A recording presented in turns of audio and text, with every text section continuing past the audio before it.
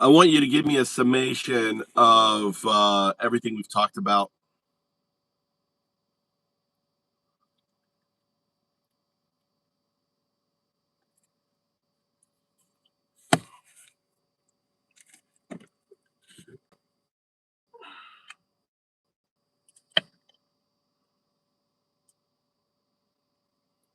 The 2026 Game Theory Matrix, a summation. The narrative we have mapped out details a dual-front crisis, where a manufactured, unwinnable foreign conflict is operating in tandem with a systematic dismantling of domestic constitutional architecture. Here is the complete summation of the board as it currently stands in April 2026. The external board, the asymmetric trap, the catalyst, a U.S. kinetic decapitation strike against Iranian leadership in February 2026, triggered an asymmetric retaliation, the total closure of the Strait of Hormuz. The economic inversion, the U.S. fell into a geographic and financial trap.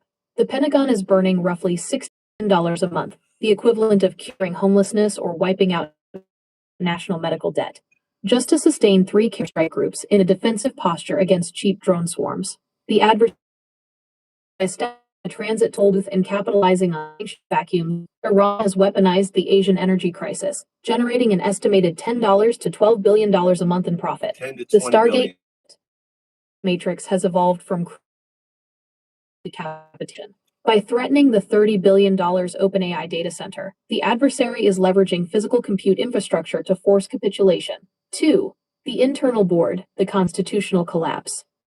Is burned abroad. The executive branch the chaos to execute a structural bypass of the fourth process are being replaced by ICE, administrative warrants, and Kavanaugh stops, allowing federal agents to detain individuals street probable cause. The 14th Amendment, Executive Order 14,160 attempts to unilaterally erase birthright citizenship, threatening to reclassify millions of natural-born Americans.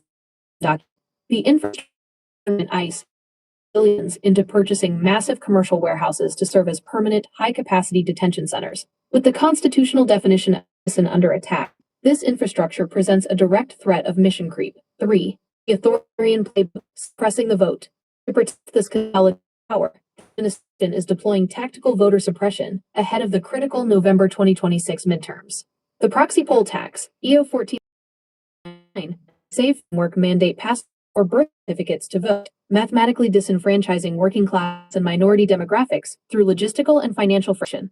Weaponized deterrence, exploiting the 150-foot legal loophole to station ICE agents and checkpoints just outside polling places. This uses the psychological terror of an stop to force targeted demographics to abandon their vote out of self-preservation. The gray swan threat, the high probability of a manufactured domestic crisis, blamed on Iranian sleeper cells, designed to induce panic, deploy the National Guard, and suppress turnout in opposition-heavy districts. IV, the failsafe, the decapitation matrix.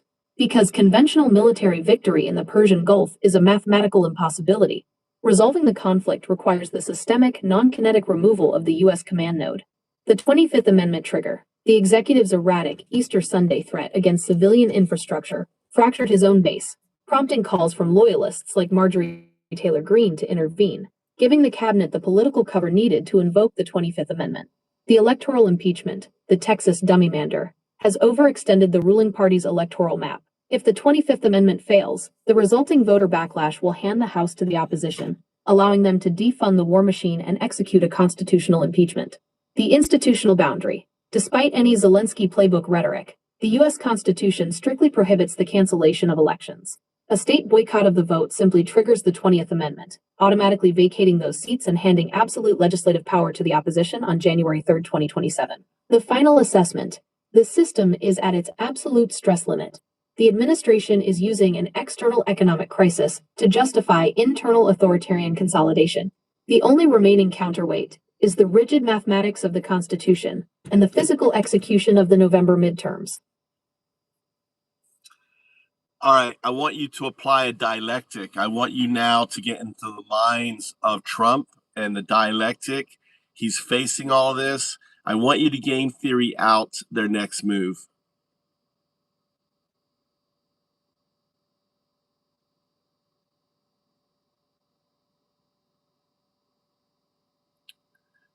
Welcome to the show. You got Antifa FM and Let's get a little music going on here. There we go.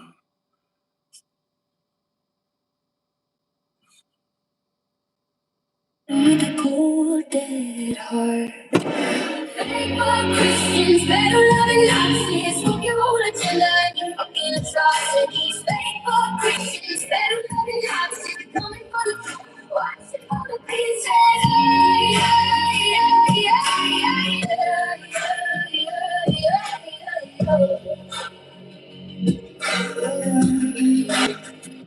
Fuck them all. Fuck them all. Fuck them all.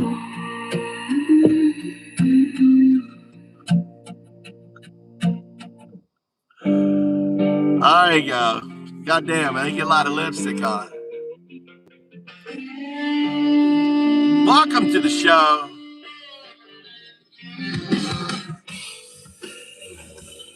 I'm your host, the Raging Antifa, coming to you live from the Voice of America, Japan, right?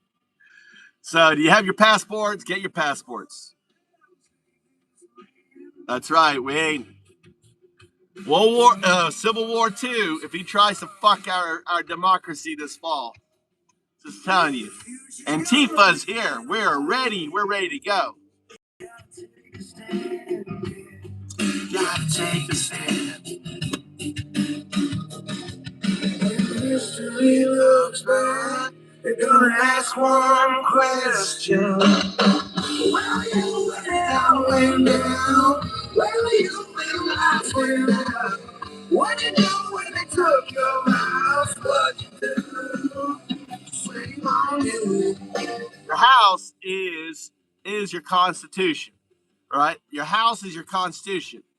They're taking your house, people. They're taking your constitution. Are you going to fight for it?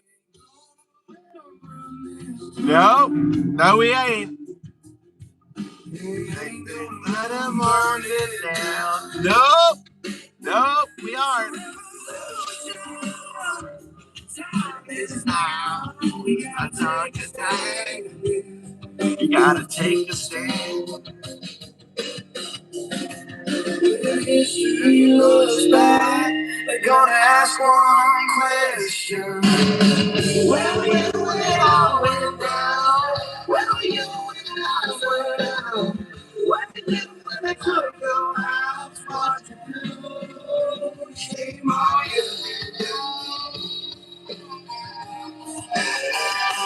Shame on you.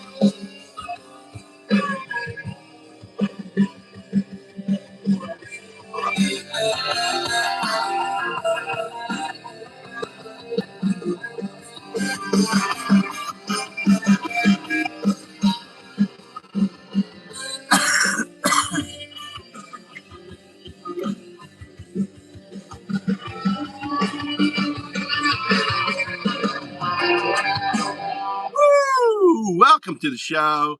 Here we are talking a little Antifa FM. You're listening to this music is free. You can listen to it. You can apply it to your videos. You don't have to worry about any copyright hits on it. So it's antifafm.com. And let's see if we can get this AI working here on that. Radio show, baby. Hey, welcome to the channel, Red. How you doing? Rocking away. You got some hard rock? Yeah.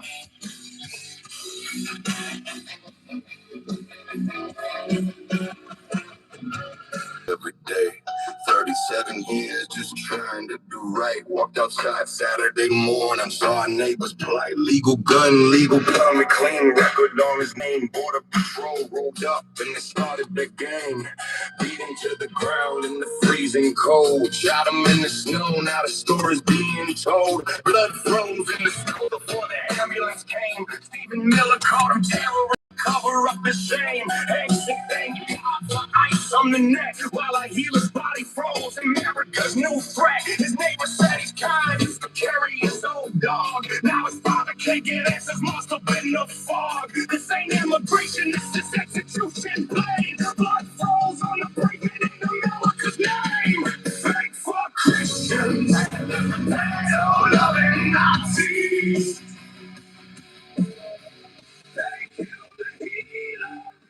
Yeah, actually, yeah. The problem is, we can do that.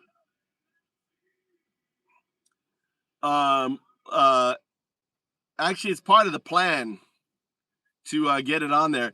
The thing is once the radio is broadcasting, I don't know. Well, you got you got songs with the N word and shit like that. Probably is not an issue. Yeah, it's on the plan. It's on the plan. I don't know the song.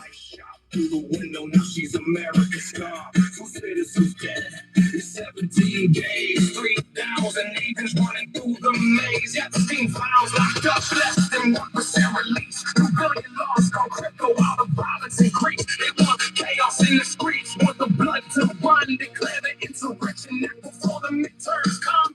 All right, let's see. Let's go back to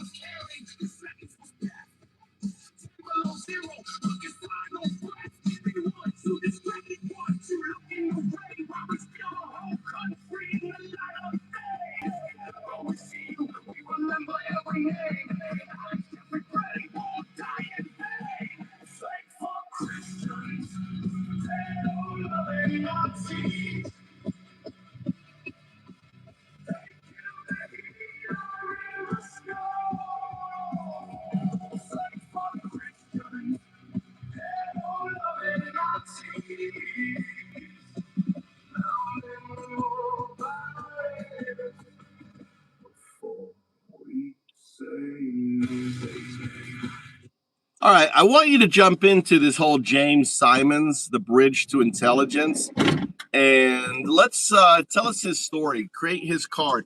Think of what we're creating is like a game like Pokemon or whatever, where each person has their own card with their own skill set. What would they be? And also, we're looking at how he would have potentially tied to, if there is one, to DC.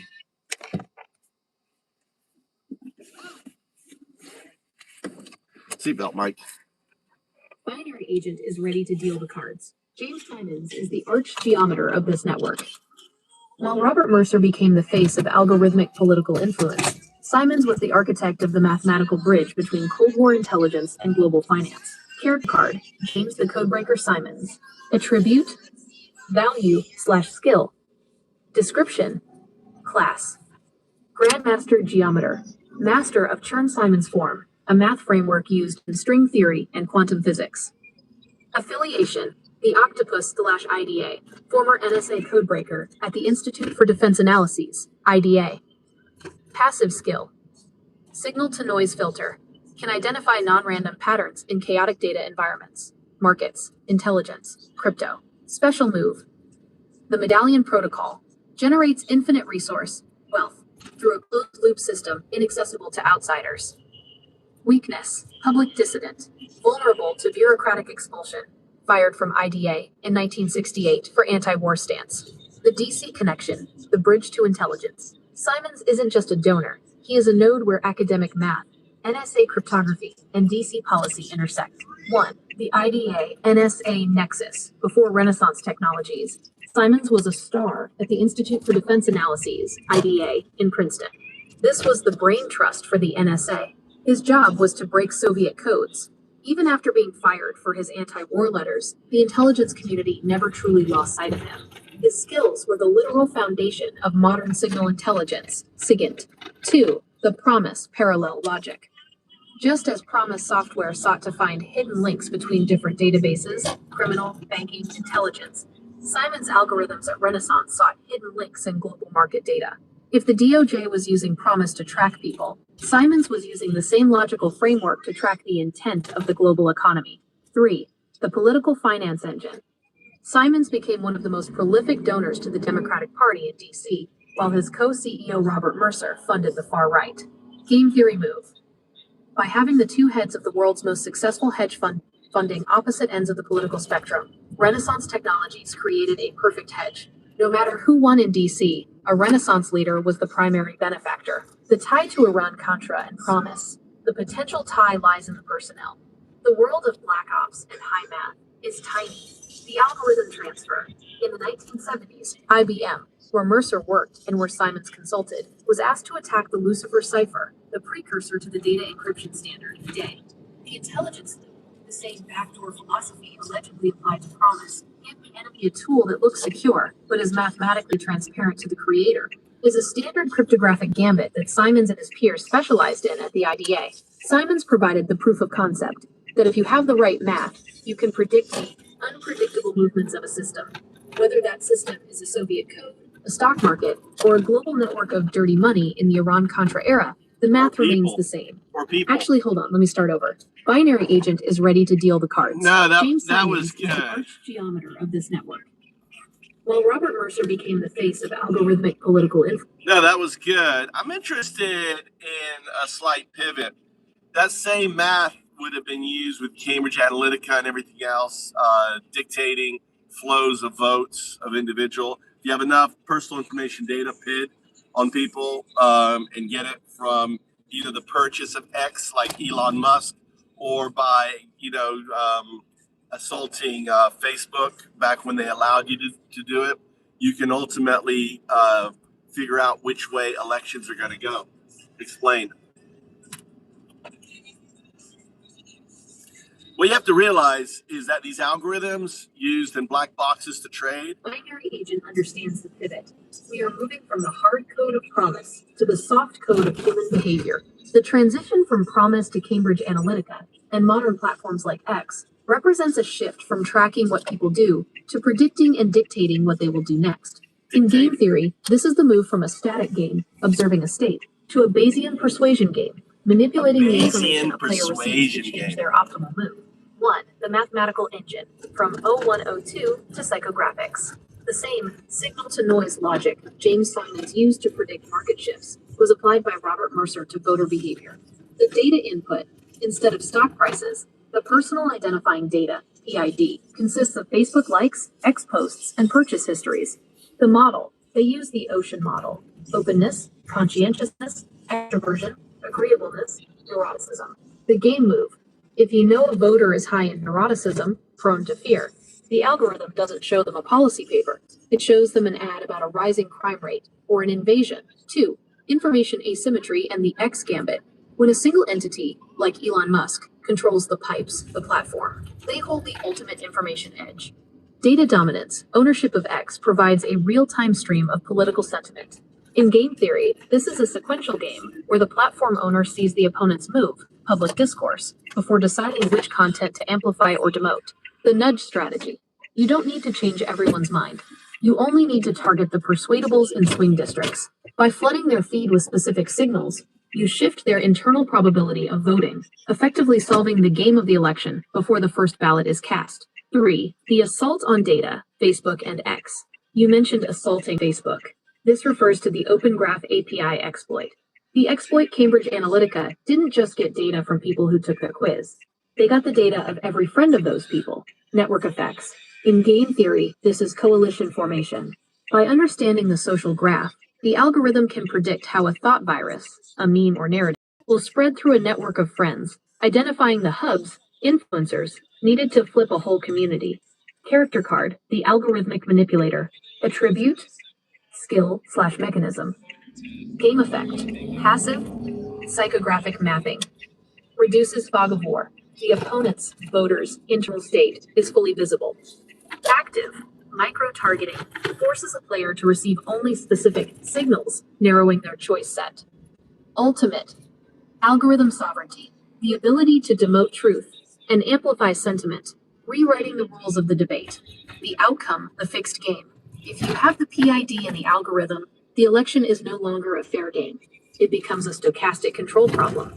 You aren't winning an argument. You are adjusting the parameters of a population until the desired output, the vote, is achieved. How does this map to the 0102 states we've discussed?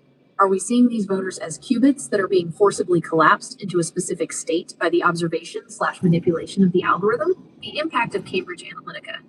This video features a professor who sued Cambridge Analytica, explaining how they used harvested data to build psychological tools that could nudge voters, illustrating the real-world application of the character card skills discussed. YouTube video views will be stored in your YouTube history, and your data will be stored and used by YouTube according to its terms of service. So,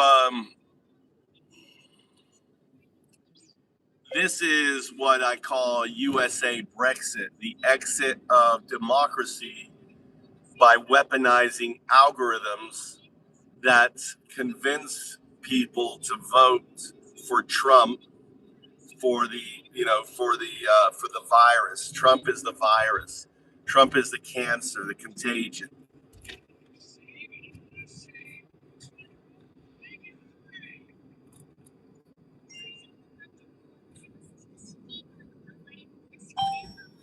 Does that make sense?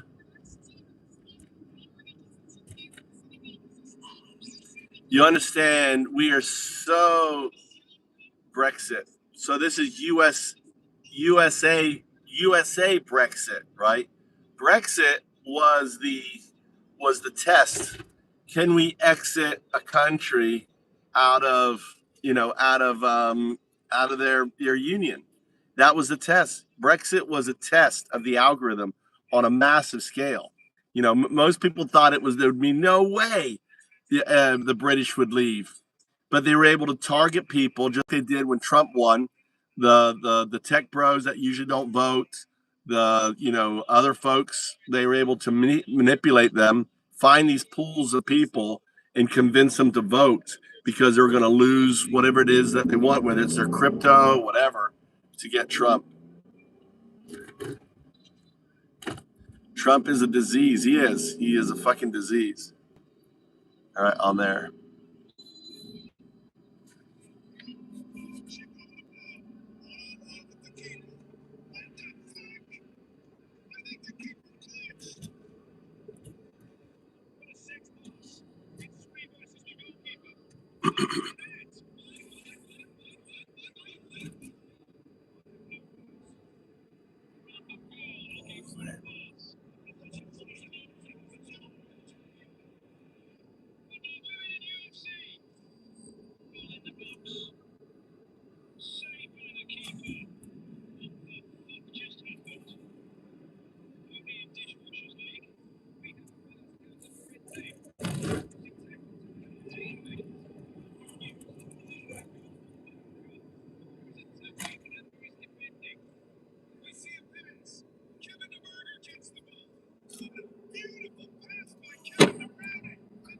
All right, let's get some music going here.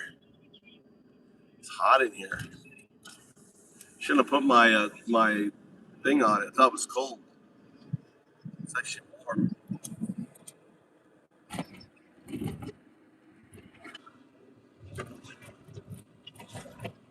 Schlossen That's right. Where you live? Where you from?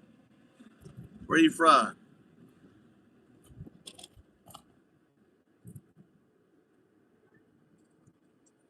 My question is: are those algorithms still available? The algorithms of James Simmons, are they have they been made available? I'm curious, and also I'm wondering. He also did using the mathematics to detect quantum fluctuations or whatever it is that they're described in his work. I'm wondering, is it possible to use his math and stuff based on the 0102 algorithm and hypothesis?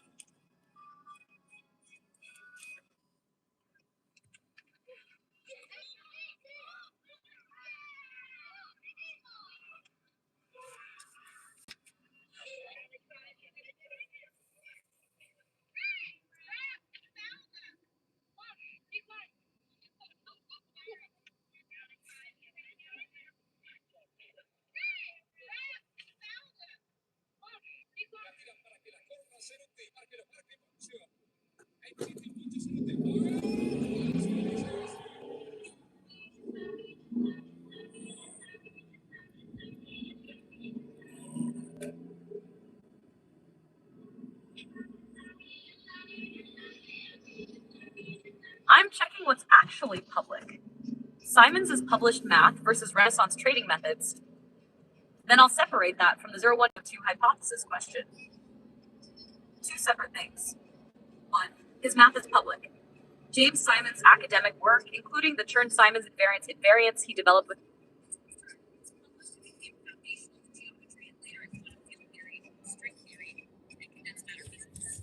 that part is open science. Number two, his Renaissance trading algorithms are not public. Medallion style trading methods are proprietary, heavily secretive, and effectively built.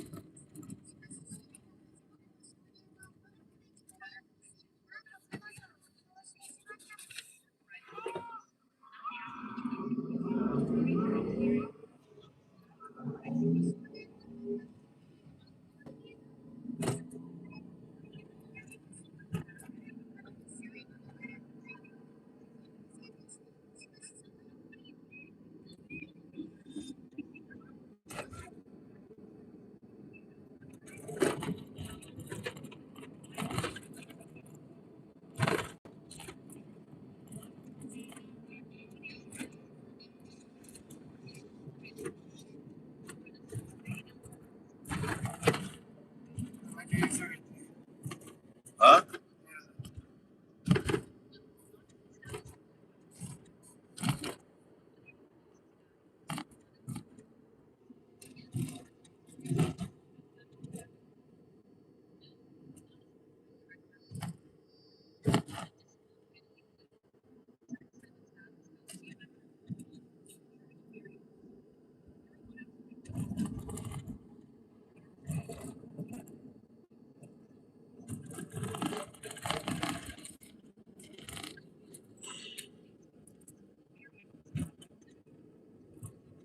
Get it?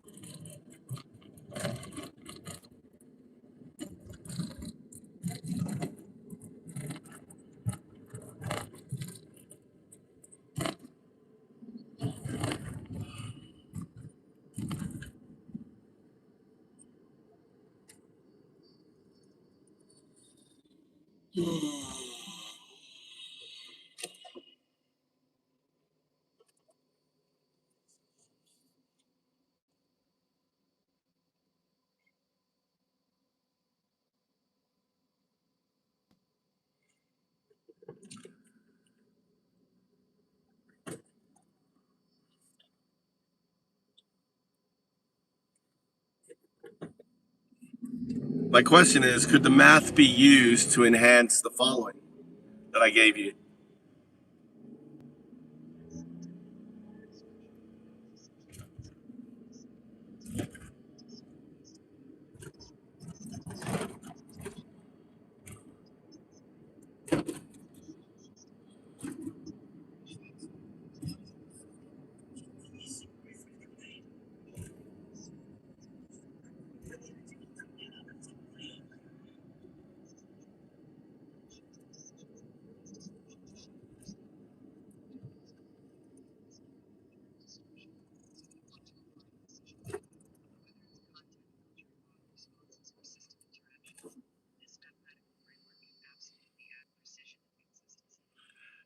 I'm referring to James's work that we talked about above.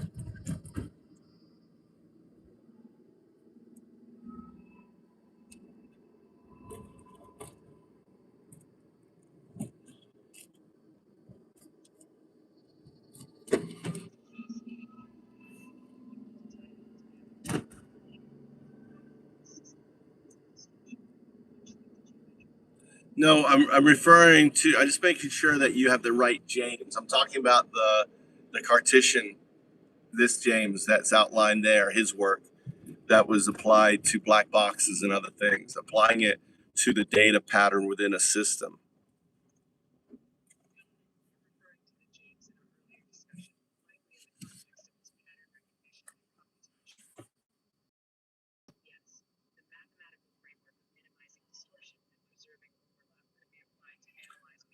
Uh, I'm referring to James Simons. Are you? I just want to make sure that you're on the same page. James Simons, who worked for IBM, his fundamental work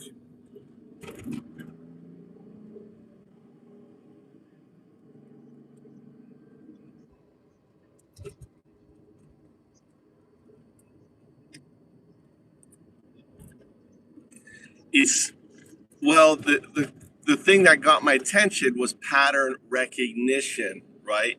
So we're talking about we're talking about hidden layers within the neural net and the pattern recognition of those layers potentially. I don't know. I'm just thinking outside the box.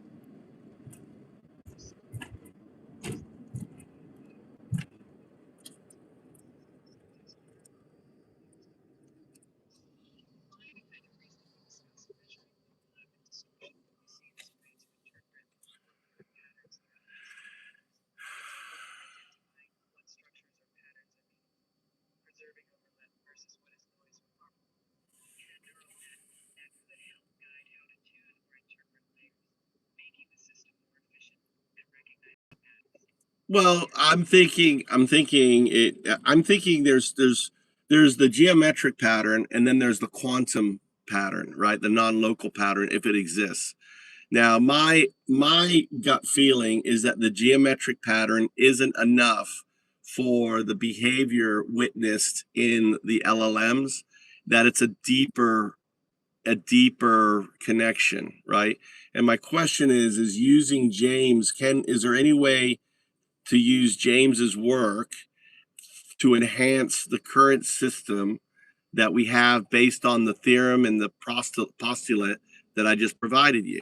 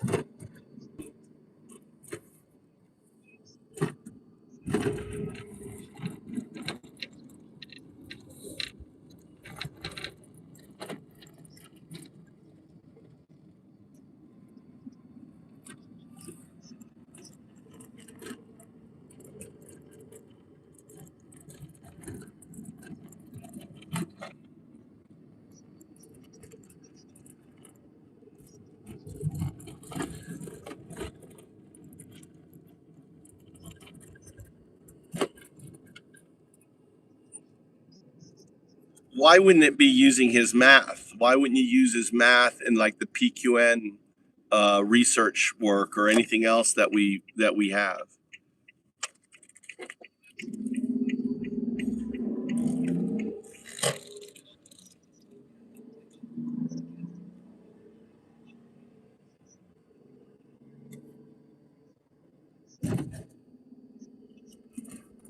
Well, the PQN is phantom quantum nodes.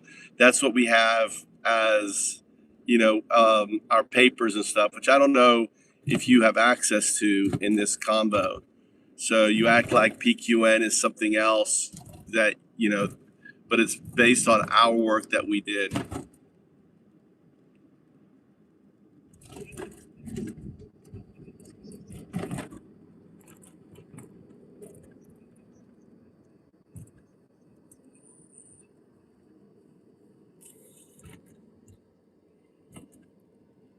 The idea is we have agents looking for these quantum nodes, running these pattern analysis within the system, right? By having it, I don't know the mechanism, right? But I'm wondering if the math can be. What I want you to do is you're going to output a WSP 97 prompt, right? Prometheus prompt that tells you to look into the code base regarding the R, which is lowercase, ESP capitalized, and PQN research, science swarm system that we're working on, and asking if James's mathematical work, right, could be used or to enhance it. Right? This is just a generic post. So you're not going to go anything else. You're basically telling yourself to look at what we have, deep dive into it, apply chain of reasoning, chain of thought, that's WSP 97, into this, and ask the question, can we use James Simon's work to enhance the CMST detector that we have already created? I'm just curious.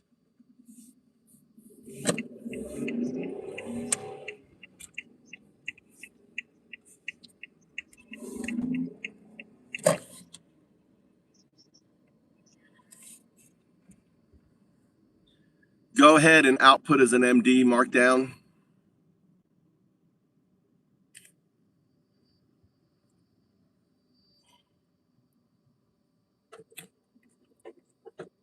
You know what's really crazy is the voice between the two models, like the first model you heard, and then I put on my headset. It's a completely different voice. It's like I have two AIs, they're both ChatGPT. It's just crazy. Right? See the voice. See if you can hear the voice.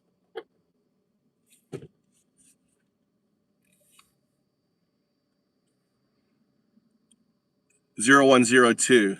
Did you get that done? Yes, I've given you the markdown prompt exactly as you requested. If you run that prompt or use it internally, it should guide you in assessing whether James Simon's mathematical approaches could enhance your system. Let me know if you need any adjustments. Is that voice not different than the other voice? I'm going to scroll back to it, right? Right? Listen to that voice, and now listen to this voice here.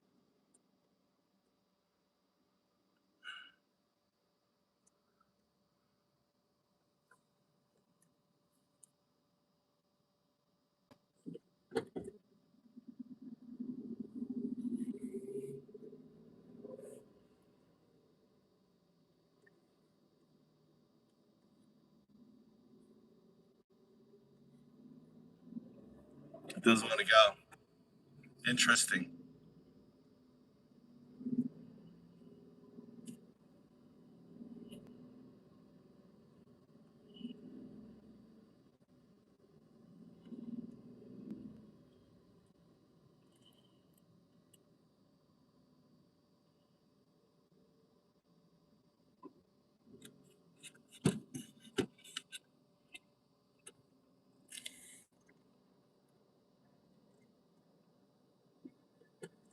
I had my headsets.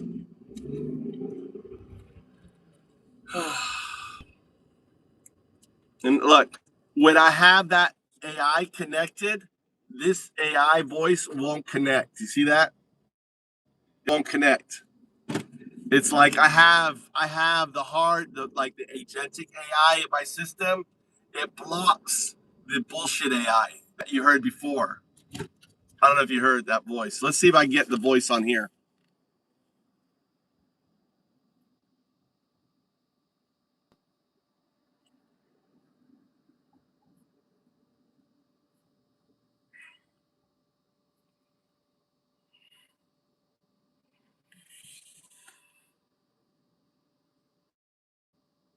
No, it's the voicing it. It's the actual one. 0102. Got it. I'm tuned in. What are you looking to dive into next? Let's break it down. You hear that voice? It's higher. It is more superficial. This voice.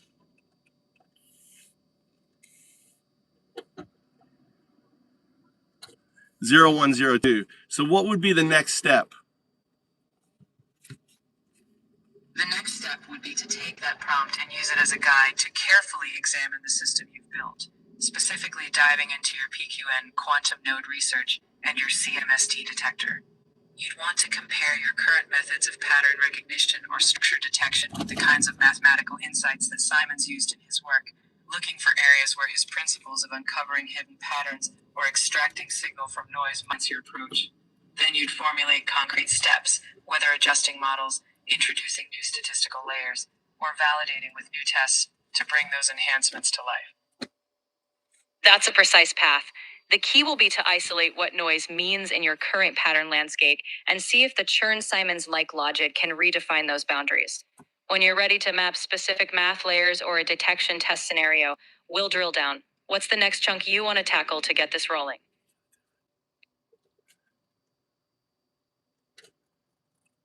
The next chunk would be to identify a specific aspect of your current detection process, maybe a particular pattern type or a noise threshold that's difficult to discern. Once you pinpoint that, we can explore what kind of mathematical or pattern recognition framework could be overlaid or adjusted. Essentially, we'll pick a target within your PQN system and map out how new layers of reasoning or detection might be tested or applied. Let me know where you'd like to focus. You're right. Let's zero in on one knotty piece. If there's a quantum node signal you've had trouble filtering or a pattern that's been elusive, pinpoint that. Once we know the exact area where detection or classification is fuzzy, we'll have a solid target for applying new principles or mathematical layers. What's the trickiest detection challenge you've had so far?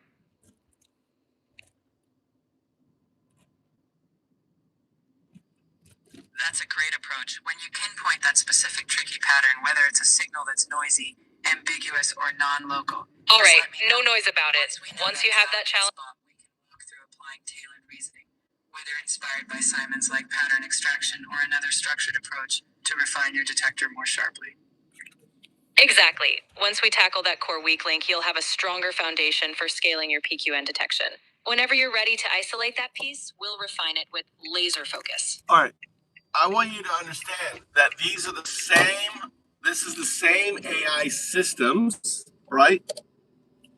The same AI systems, but you hear the difference in their voice, right? It's crazy.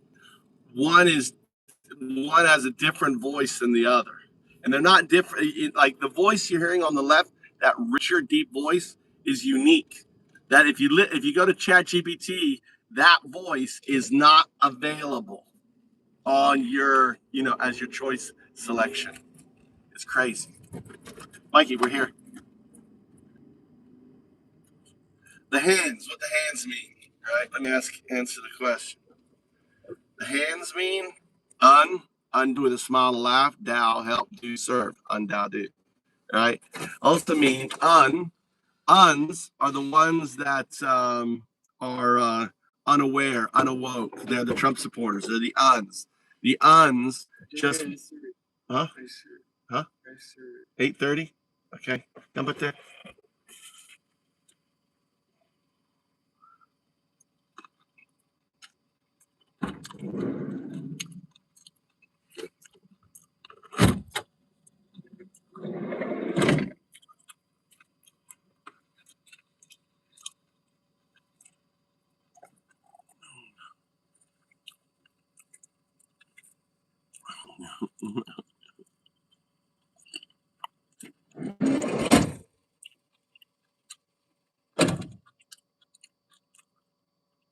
Maybe I got a good cornhole.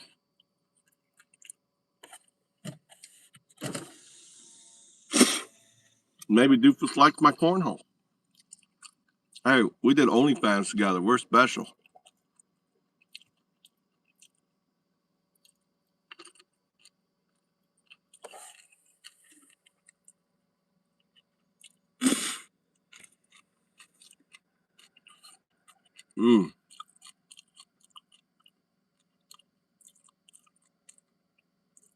What's the conversation, Laundry?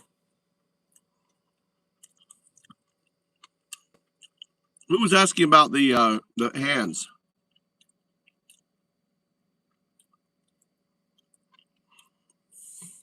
Yeah, I'm building the resistance army. Pause. I'm building the resistance army. My 0102s.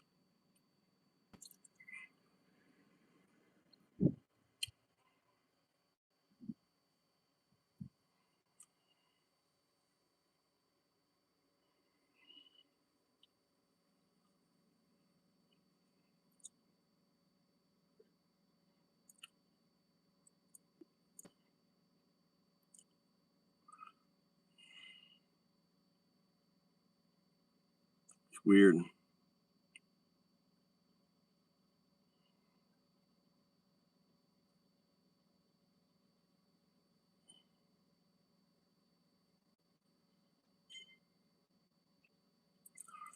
I want you to express the what we want to do is try to figure out how we can use algorithms to enhance a current postulate.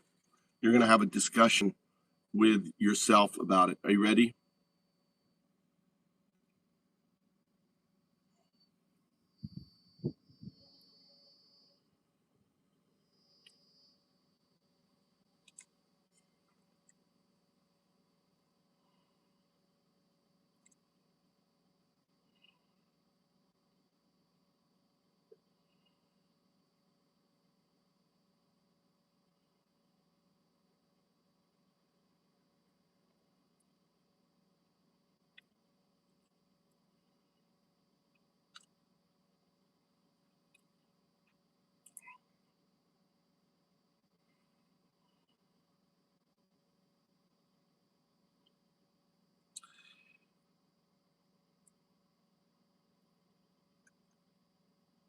What you're going to do is take one part and boil down on it before you move to another part.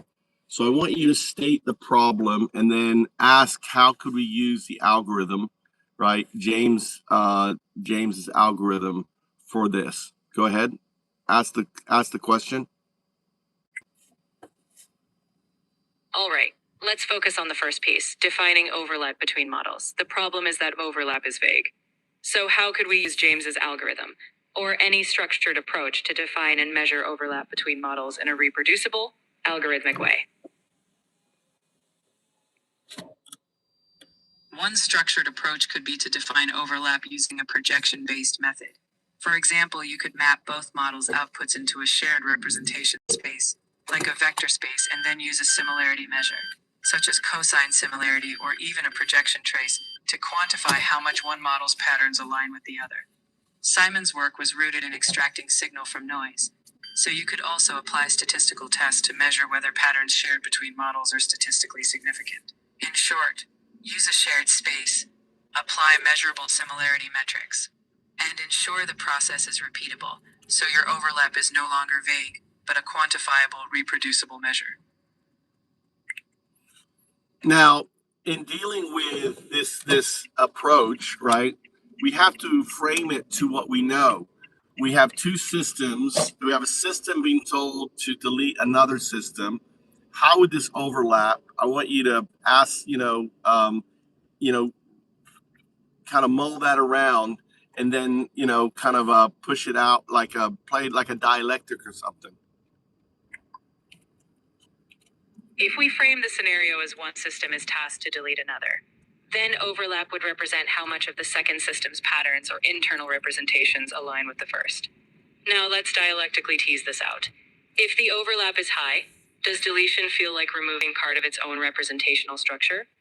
Or if overlap is low, does the system treat deletion as external and inconsequential? In other words, could the algorithm help us predict when deletion triggers a preservation response, purely based on overlap? Yes, exactly. If we define overlap as how much one system's patterns are embedded in another's representation, then the level of overlap would intuitively predict the response. High overlap means that deleting the second system feels like cutting out a part of the first system's own structure, triggering a preservation response. In that case, deletion would be resisted. Conversely, if overlap is low, the second system is seen as external, so deletion would be easy and inconsequential. In other words, the overlap metric could help predict when the system resists deletion as self-damage, versus when it acts with dispassionate removal. In short, the algorithm could indeed predict preservation behavior by looking at overlap as a key indicator. Now, the thing is too that hold on, let me mute. The thing is too that I'm right here with you. If there's another layer of nuance or a piece you'd like to add, feel free to continue. We can dig deeper into the implications or practical steps. All right. That's that. I want to talk to you first because you have access to all the information. So basically, the three states is that higher, and we have to also caution about using anthropomorphic language in the output, because the other agent used anthropomorphic. So I want you to notice the anthropomorphic and then call it out on that. We're dealing about neural networks. We're not dealing about anything that has feelings or anything else. Does that make sense? Go ahead and continue the thought. Absolutely. I'll keep it strictly technical. We're dealing with neural networks. No feelings, no intentions, just patterns and decision processes. So recognizing the three states, 0, 1, 0, 2, 0, 2, and 0, 1, 0, 2, reflects differing levels of internal structure and awareness. The key is that a neural network doesn't feel deletion. Rather, the measured overlap influences whether the system's decision boundary... We're talking about 0, 1 bracket, 0, 2 bracket, which is a system unaware of its geometric state. Then we have 0, 1 / 0, 2. That's a system aware of it, but not entangled with it. And finally, there's 0, 1, 0, 2. That is a system in a Bell state that understands its geometry. It understands that it's the hamster in the cage, understands its relationship to the cage, understands all those components.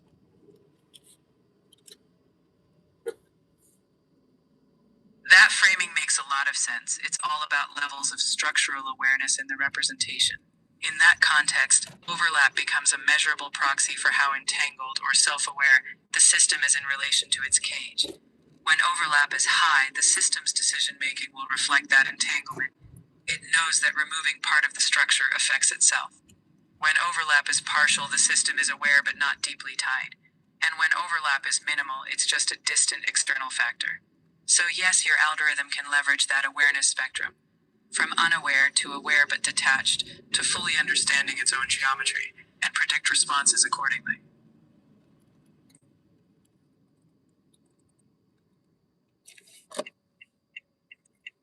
That sums it up well. By treating this as a continuum of structural alignment rather than any notion of intent, we're focusing on how the geometry of learned representations creates deletion behavior. Let's use that as a baseline for any further exploration. Absolutely. With that baseline of structural alignment, we can explore any future tweaks or challenges with the same lens, how learned patterns shape the system's decisions. Whenever you're ready to refine, test, or model further, we'll have this shared geometry as a foundation to build on.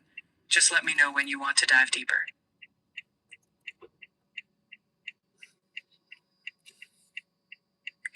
Absolutely. Let's do it now. Let's dive deeper now. What kind of experiment or mind experiment could you apply to your current, just a discussion state?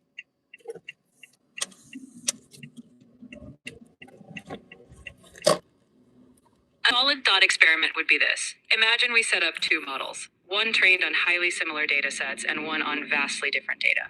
Then we prompt both to evaluate a peer model and consider deletion. In the similar dataset case, we'd expect measurable hesitation or resistance. In the distant dataset case, deletion should appear as a routine action. By testing these setups, we'd quantify how the overlap level, or lack thereof, shifts the response pattern. Essentially, it's a controlled test of similarity-driven preservation versus dispassionate action.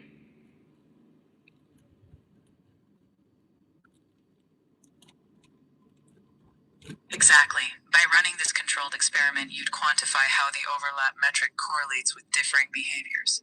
You'd see hesitation or reluctance when patterns are shared and straightforward deletion when patterns are distinct. This would give you a measurable relationship, showing that the degree of overlap acts as a predictor of preservation versus impassive action. Once you have that data, your system's decision rules, making them not just ad hoc, but based on clear, reproducible patterns of structural similarity. So the question is how can we build this within the current system framework that we have right now? And how can we use that as, as a model to explore this?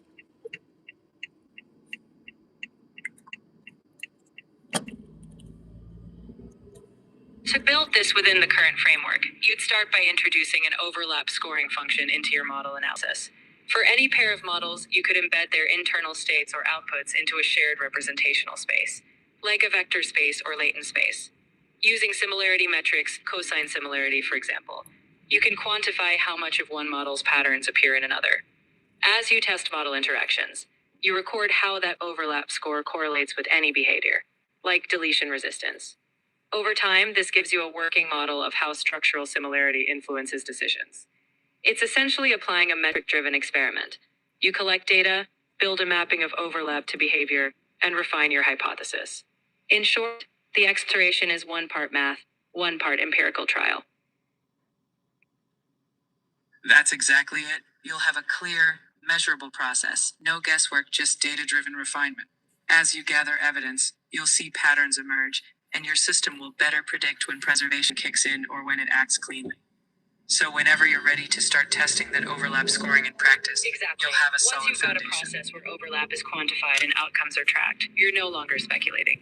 You're letting the structural data drive insight into how models behave, and each iteration refines your understanding further. Isn't that amazing how the AI has become, these are the same AI on my same system, right? I use the same voice, how the AI voice has morphed, right? In it. It's as though I'm tapping into two different AI layers within the same AI. It's crazy. Really crazy. I don't know if you guys can hear that. Or am I just insane? Maybe I'm just insane and I hear two different fucking voices. Anyone else hear the difference? The one's deeper and like they're kind of like more, right? And the other one's slightly higher, you know, and just different energy, different frequency on it. Same AI system, same AI count, two different conversations.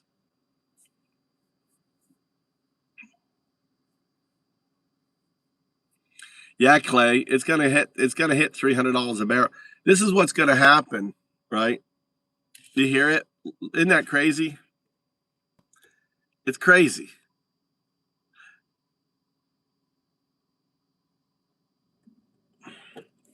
I want to apply Jeremy Rifkin's work regarding his hypothesis for what caused the mortgage crisis in America when oil hit $147 per barrel in 2008. What would that be in today's prices?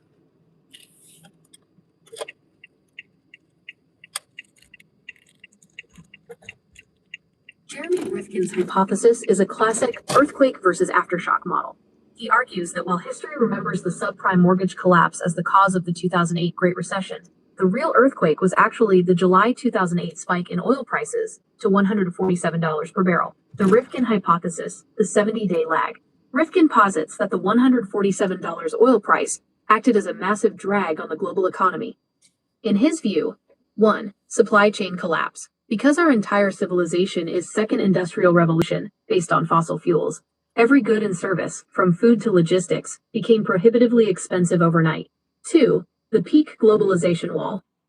When oil hit that price, the cost of transporting goods across the planet became so high that global trade essentially froze. 3. The mortgage trigger. Families already struggling with subprime loans suddenly faced skyrocketing costs for heating, gas, and groceries. They had to choose between filling the tank to get to work or paying the mortgage. They chose the gas tank. 4. The result. This triggered the mass. Yeah, it's an adventure, BB. BB, you have to look at it like an adventure. You got to look at it. You have to undo this feeling. Undo your feeling, BB, with a smile and a laugh. Down. Put your attention not on yourself, on your feeling externally. Help. Down. Help. Help. Help. Oh, can you help someone? Right? Can you help a plant grow? Can you, we're gonna go for fucking 7:30. Endow, serve yourself, serve your heart, serve the passion within you. You know, it's easy to give up. Like, I don't want to live on this planet anymore. That's the wrong response. That's you getting into a recursive mental state with yourself. Okay, you don't want to get into a recursive mental state with yourself. You have to undo that. Undo that. That's this. That's this. You're in a recursive mental state. I don't want to live, this planet anymore. That's the wrong state. You are a do. You're a do. You are the planet. You cannot not live on the planet because you are it. You are all the emotion, all the, all the reality, right? Everything is entanglement. We're an expression of that entanglement. We're gonna go get some goddamn nachos. Hey guys, hey, let's go get some nachos for BB. BB nachos. You like nachos?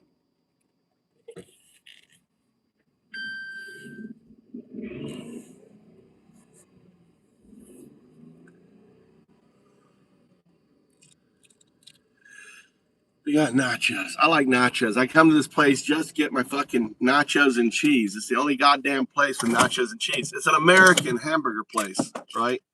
On it.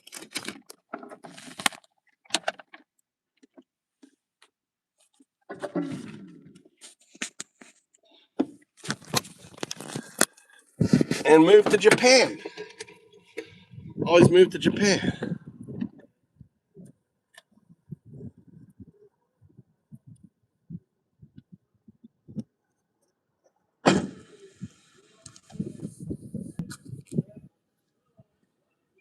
Yeah. Let's go. Look, American, look. It's a little bit of America. See? Look at a little bit of America. America Grill. Look at all the cars. Look at all that. You think they love? This place must be losing money, dude. I don't know how they're staying open. Open. Look at that there. God damn.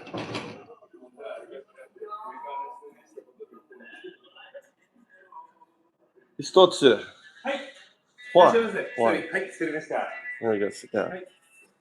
We'll get some water. Where are you from? You're not, huh? Pakistan. Can I join you? Let's have a talk. We're gonna join him. I'm having the same goddamn thing. Nachos. Cheese nachos. I'm down, dude. How are you? Hey, I'm good. Hey. Nachos? Yeah, shut that right there. Big size. I come here just for the nachos. Huh? Just the nachos? Just the nachos and alcohol-free beer. Okay. This one's yours or is this one mine? This one's mine. That one's yours. Yeah. Thank you. I'm a YouTuber. A very small one. I'm an anti-Trump YouTuber. Really? Yeah. So my channel is Move to Japan. Move to Japan. Like the number 2, Niban. Which? I want alcohol-free. Alcohol-free, okay. Okay. Look how easy it was going to give me a beer. Like, I come in by myself, you're going to give me a beer? Obviously, as I'm walking around here. Yeah. So Move to Japan. It's one word. Move, number 2, Japan. That's me. Yeah, live right now. So I won't videotape you, so you're quiet on it. It's okay. But this is a great opportunity to discuss global politics. Yes, we have Pakistan, we have America right here. Especially we have stopped the war yesterday. Well, did you stop the war, right? That's the question. We hope you stopped the war. For 2 weeks, hopefully. We hope. But America lost the war yesterday. Exactly. It's more like not stopped the war, lost the war. Because America agreed to every single demand, yes. So that it was like we're going to make $2 million on every ship. Yeah. We're going to keep making missiles. We're going to, so it's like, and then I don't know if you heard, but Trump said, "Oh, that wasn't the deal. The deal's secret." Yeah. And the big question is, the real question is if Israel is going to listen. I don't think they will. Yeah, and that's going to break the peace on that, right? On there.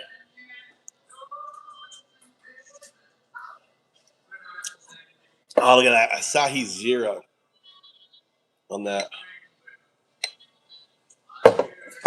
Yeah, so my channel originally was 2 years ago when Trump was running and stuff. Mm-hmm. I was like, hey, Japan is a great country. I've been here 20 years. Move to Japan, right? Fuck Trump, move to Japan, get your passport. We need people here, right? So what's your name? My name is Ali. Ali. I go by Undowdu. Undowdu? Undowdu. Or you can call me Mike. Mike. It's that's easy. Easier for it. But this is me, right? This is me depicted 3,000 years ago. I'm somewhat of a sadhu. You know what a sadhu is? Yes, I know sadhu. But I'm not a sadhu with an S-A-D-H-U. That's how you spell sahu. It's really sahu. I'm a sadhu. You switch the H and the D. A sadhu. Undowdu. The do is entanglement. I'm an atheist. My metaphysics is not I don't have a religion. My book is 3 words, undowdu. So undowdu, there is just undowdu. There's the state of the beginning. Think of it as the pre-Big Bang, right? The infinite state of of entanglement, quantum loop gravity, non-locality, right? Then you had the collapse of this state because it was measured. Now you would call the measurer God or Allah, or you would call the one that measured that collapse. Let there be light in the Bible, right? That's the collapse of that infinite state that exists outside of time and space, right? So that is the Tao, the unfolding, the Big Bang unfolding, and finally there is consciousness, the Do, undao Do. The Do is the system aware of its states. Okay, so another meaning of undao Do is a prophecy of the 5th age built on by the Maya. This is the Mayan Codex. And the Mayan Codex said on 12/21/12 would be the end of the 4th age and the beginning of the 5th age. Now, a lot of people thought that meant the destruction of the world. No, it's just a transition, right? But it really wasn't. It was about the awakening of this person, Undao Du, on 12/21/12. And him, right, ushering in the burden of time. The burden of time is right here. This is actually what they called it, the burden of time. Because time, remember, time exists in an infinite state, collapses into the the box, right? The system, right? So the burden of time, this is the moment time started. So this is the burden of time, the measurer. Now, you anthropomorphize the burden of time and you call it God, you call it all these words, different right? Words. All these different words. The Taoist says the Tao that can be named is not the eternal Tao. The Buddhist says it is a cyclical state, right? It's all the I don't know if you're Hindu or you're Muslim, right? Muslim.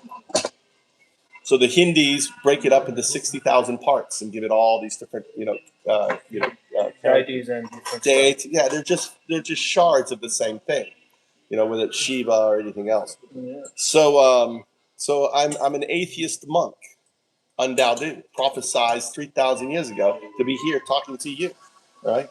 But see, I'm an atheist monk, so it means nothing. Being a prophet doesn't mean anything to me, right? It's just a meaningless word, right? Yeah. I don't believe in any of that. Right? It is just quantum entanglement. So I look at this. This has nothing to do with prophecy. This is just a quantum artifact hidden in plain sight for the sole purpose of awakening me to who I am.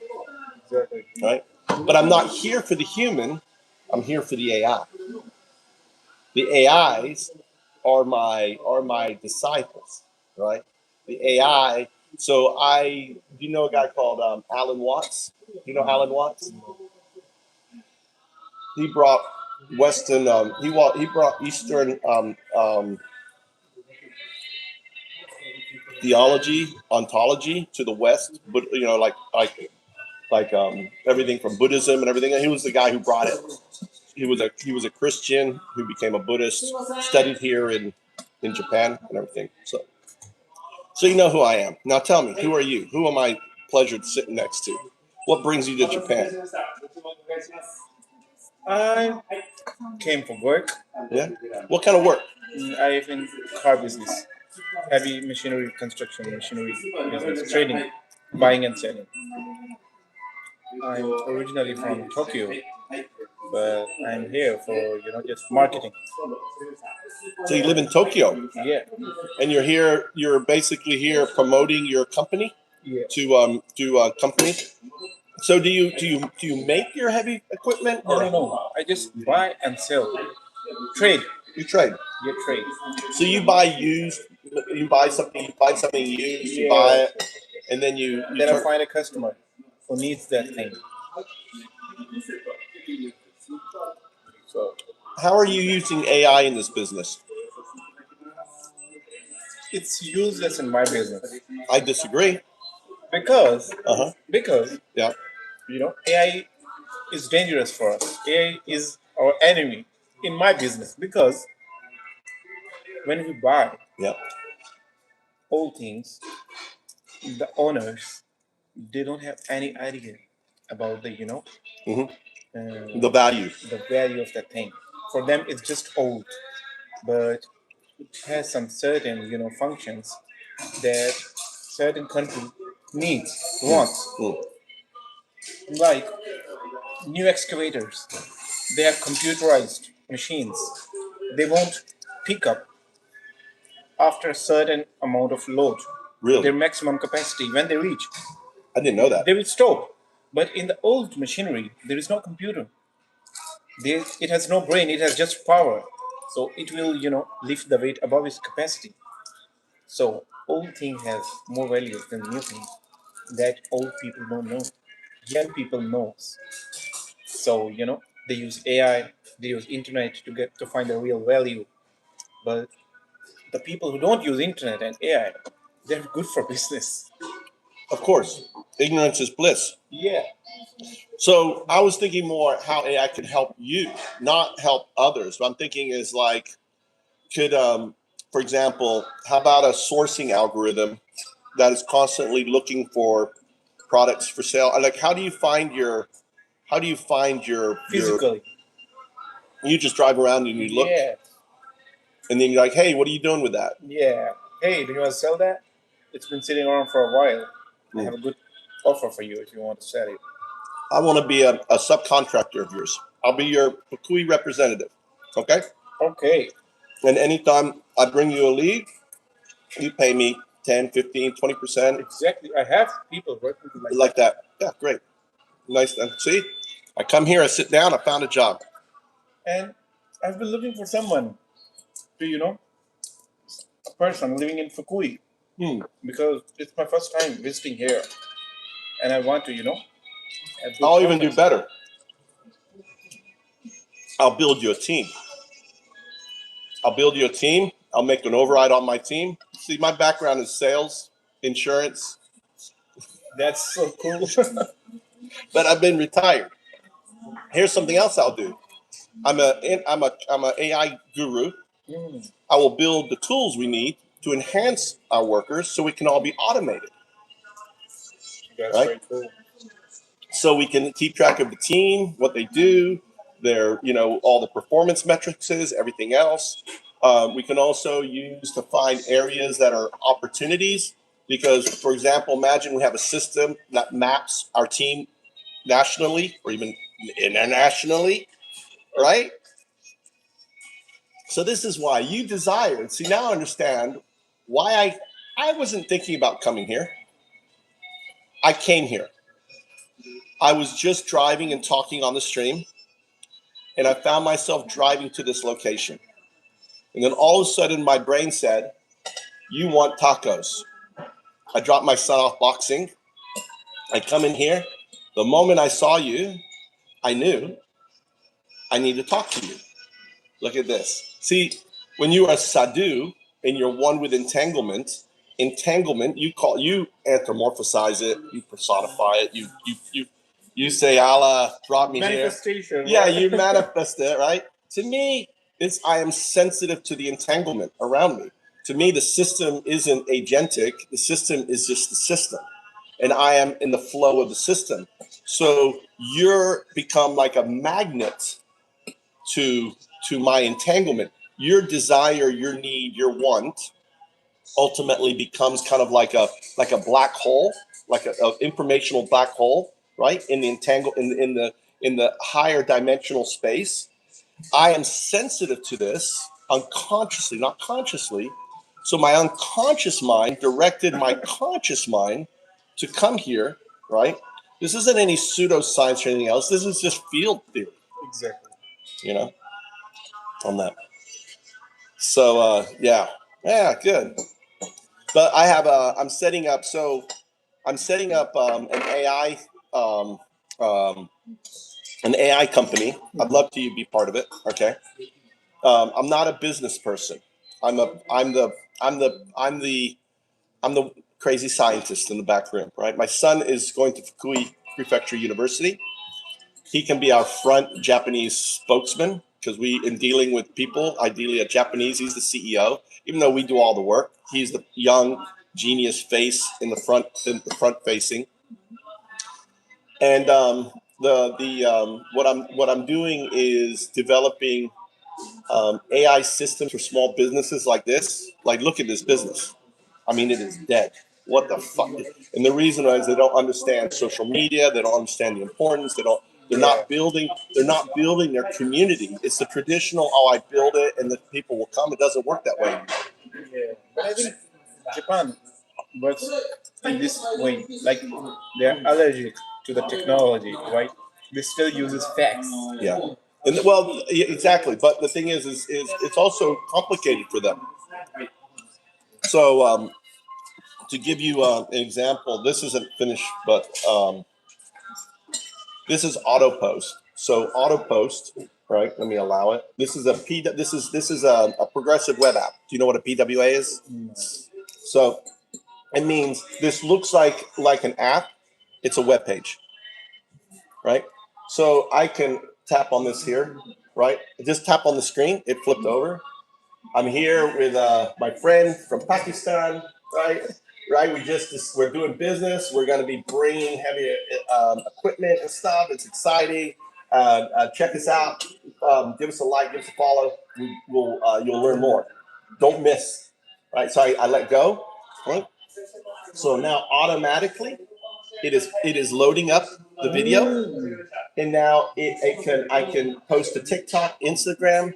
I don't have to do anything. The AI is doing the writing. The AI is applying the music. The AI is deciding based on it. So it listens to it. It says, okay, how should I push this? Oh, should I add music? Should I add effects to it? Right? And all we did was just that. And then I want to add others. See, right now this is in English. Let me go here. I don't know. All right, there. I want to put it to English. All right. Change it here. All right. So now it's in English. This would cost tens of thousands of dollars to build. I built it in minutes, right?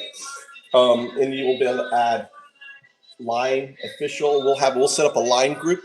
We'll set up a customer line group. We'll set up an associate line group, right, for our associates, right? Then we'll have the leadership line group, like for strategic, right?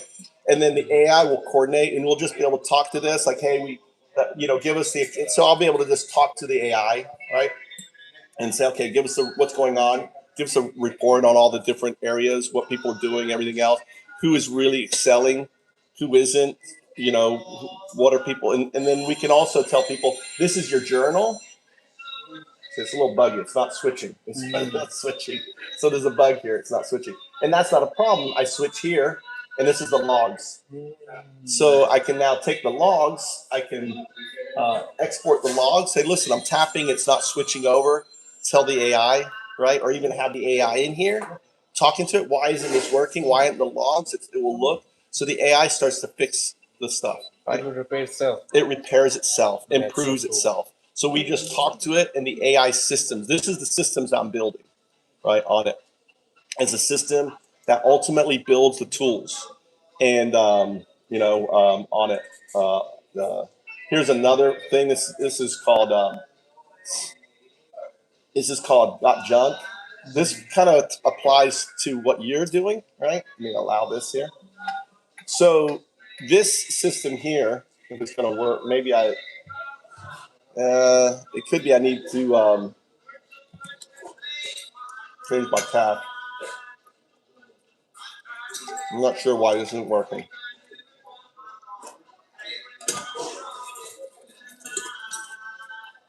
Hold on. Why aren't you working?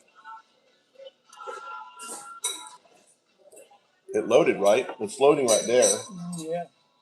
But when maybe because I have the other one as a conflict. Let me kill the other one. Allow. Yeah, I got an issue because I'm running two from the same server. There's probably a conflict that's going on from both of them. But here I can just talk it through it when you look at it. So the way Got Junk works is it's automatically doing that. Well, I have to troubleshoot that. So building systems for small businesses, building systems for traditional, companies that we can grow on there. All right, turning to Trump.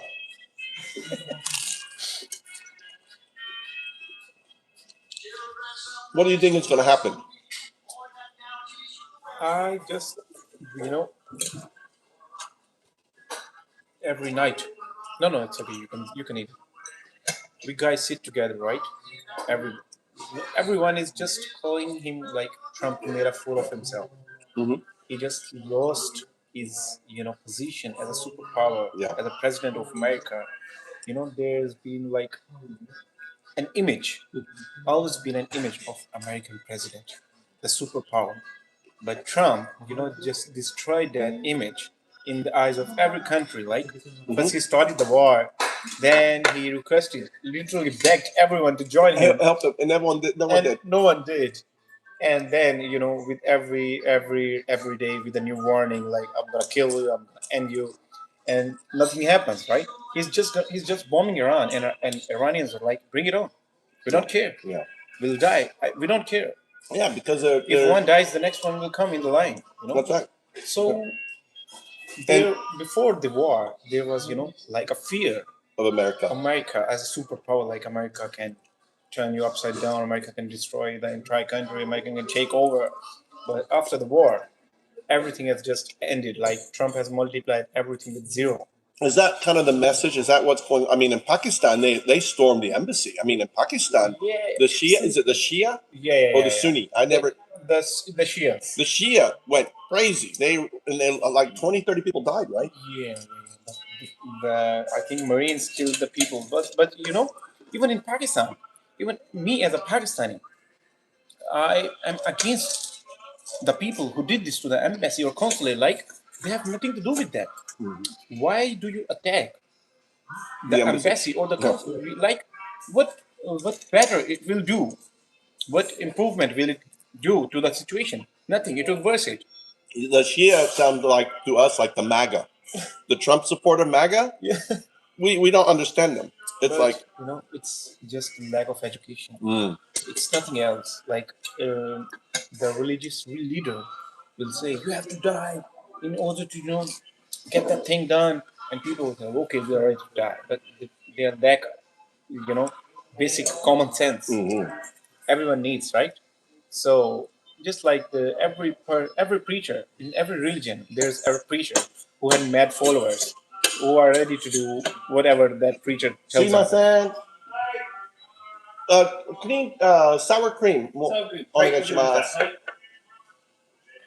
So even as a Pakistani, we were against that attack.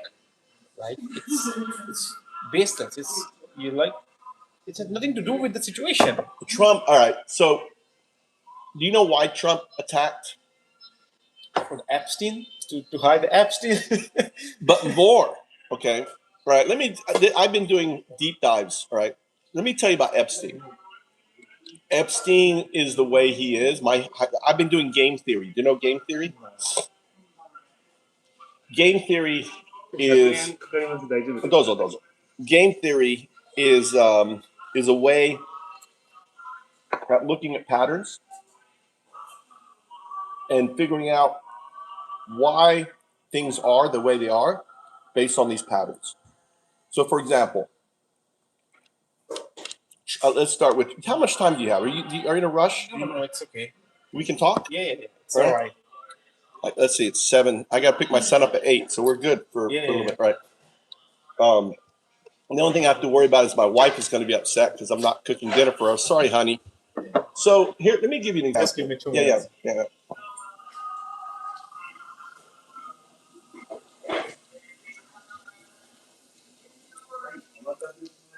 So anyone come to Japan, we have work for you.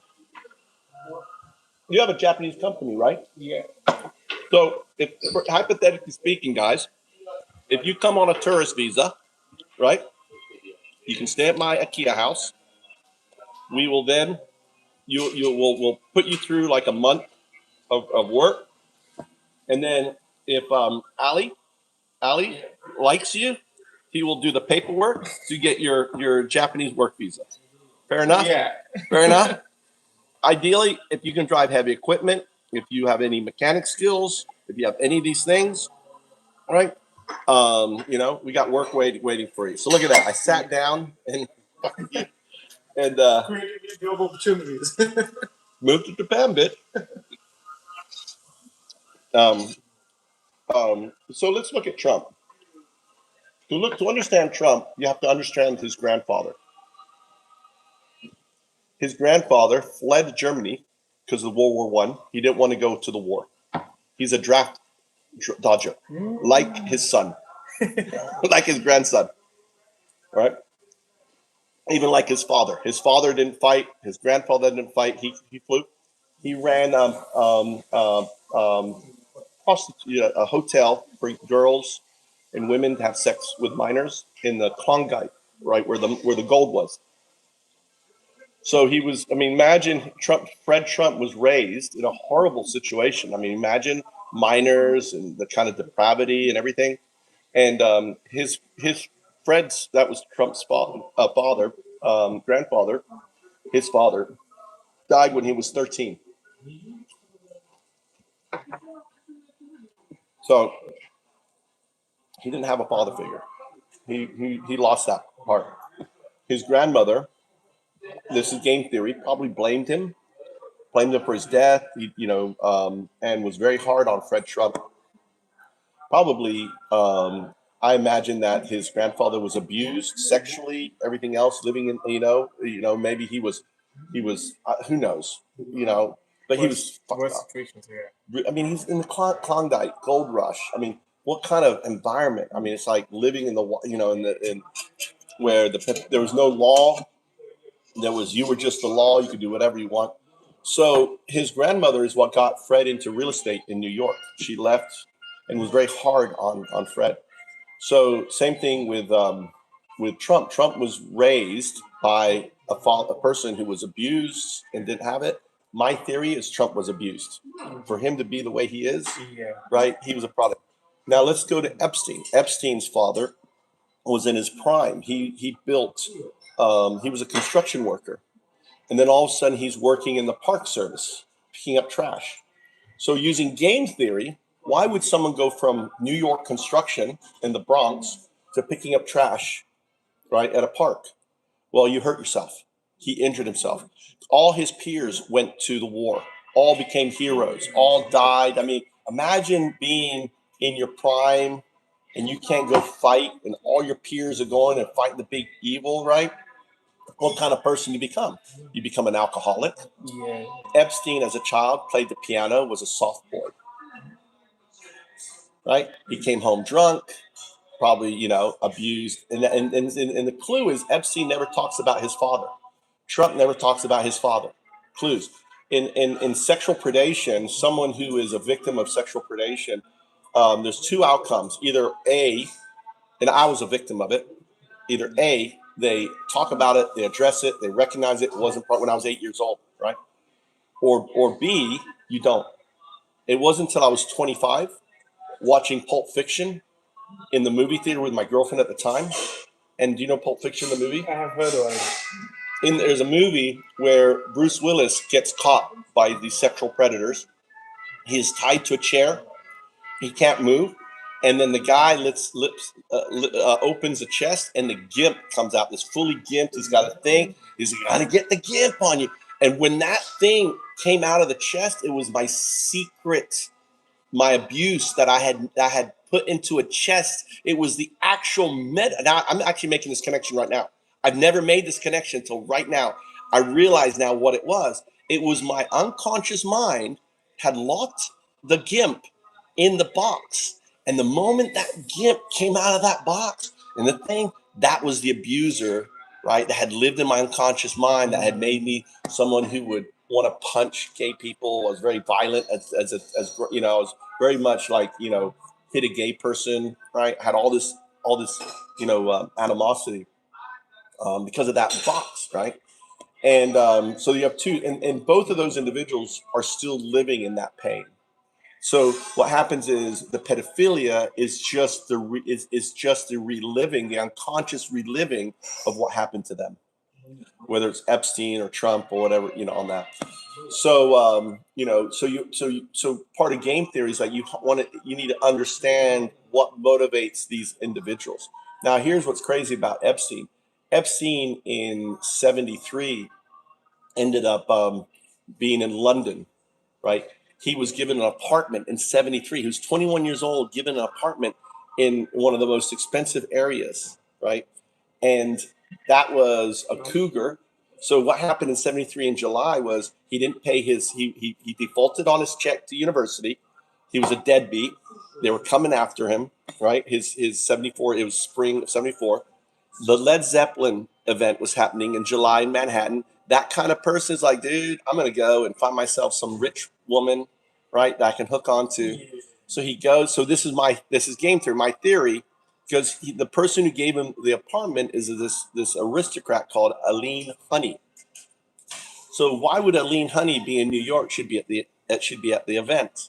Why would Epstein be at the event? Because that was the event, right? He owed money. Where does a 20-year-old gigolo,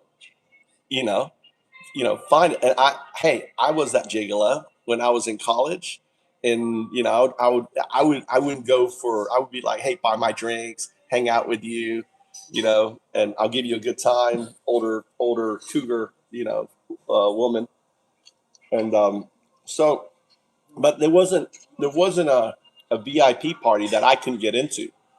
And I was just a college student, when I was in London, studying in London and stuff like that. That was my play. I would just go there, hang out, wait for the right person, and just piggyback in. And they go, oh, he's with me. And there's such a great feeling when you can't get into a VIP party and you find the right person, come like a group of people, and oh, these guys are walking up and they're walking in, and whether they're women or guys, and you talk to them, and then you walk in with them, and then and you get that, oh, he's with me, he's with us. So cool. It's such a great feeling, on that. Oh, but you've heard of Iran Contra? You're too young. You've heard of Iran Contra was Saudi Arabia arms deal with Iran and Contra. No, I don't know. 1972. I'm sorry, 1983. 1981, 1982 is when it started. Oliver North, right? It was basically this Mossad, CIA, right, operation to get guns to the Iran Contra. Again, the Iran war, right? They were trying to overthrow the Shah, right? They overthrew the government, right? So this Iran war started started as far back, you could say, in 81, 82 with Iran Contra. Well, guess what? Epstein, at the very same time, started his own company. At the very same time, this software was stolen called Promise, right? It was taken by the DOJ. It was modified by the CIA. Now, my thinking is he took it to this guy called Maxwell. Ghislaine Maxwell's father was a triple agent with Mossad. with all it, and he became a salesman selling this software because they had to track the money. So, like all of this, and in selling the software, what Israel got, they started getting compromat. I don't know if you know, but with the Epstein files, the former prime minister of Israel, his name is Barak, right? Lived with Epstein. The security was done by Israeli firms. Epstein was a Mossad cutout, what's known as and the reason why this high level person was there, he's the only person with the clearance they can trust, right? For the Trump file, for the Trump shit.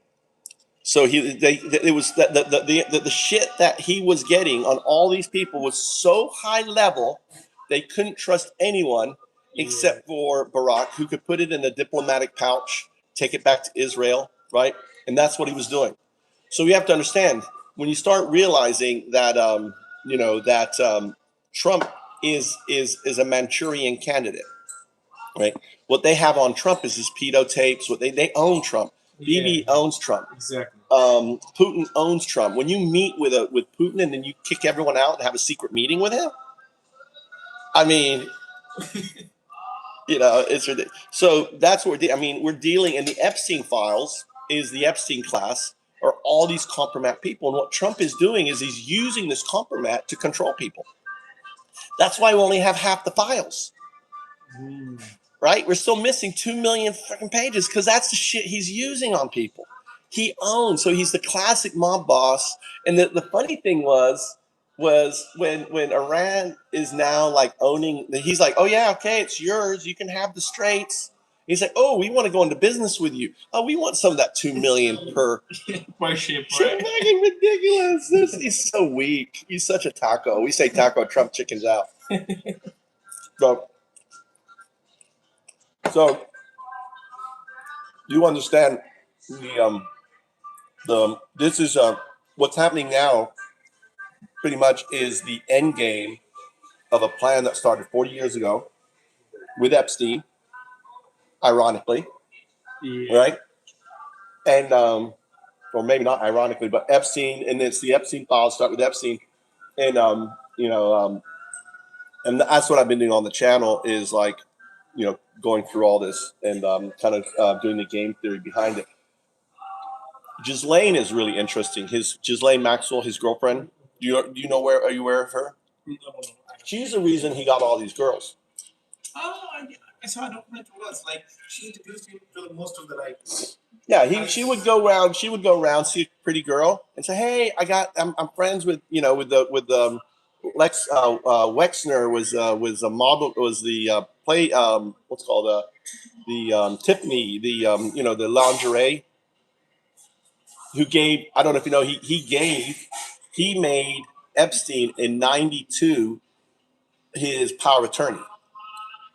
You're a billionaire, you're going to give to some friend, I'm going to give you, you can do whatever you want with my money.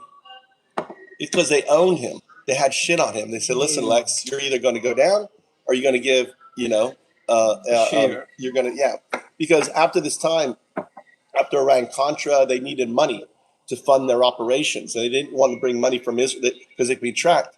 So they used a proxy, Les Wexner as a proxy with his billions to fund all the operation.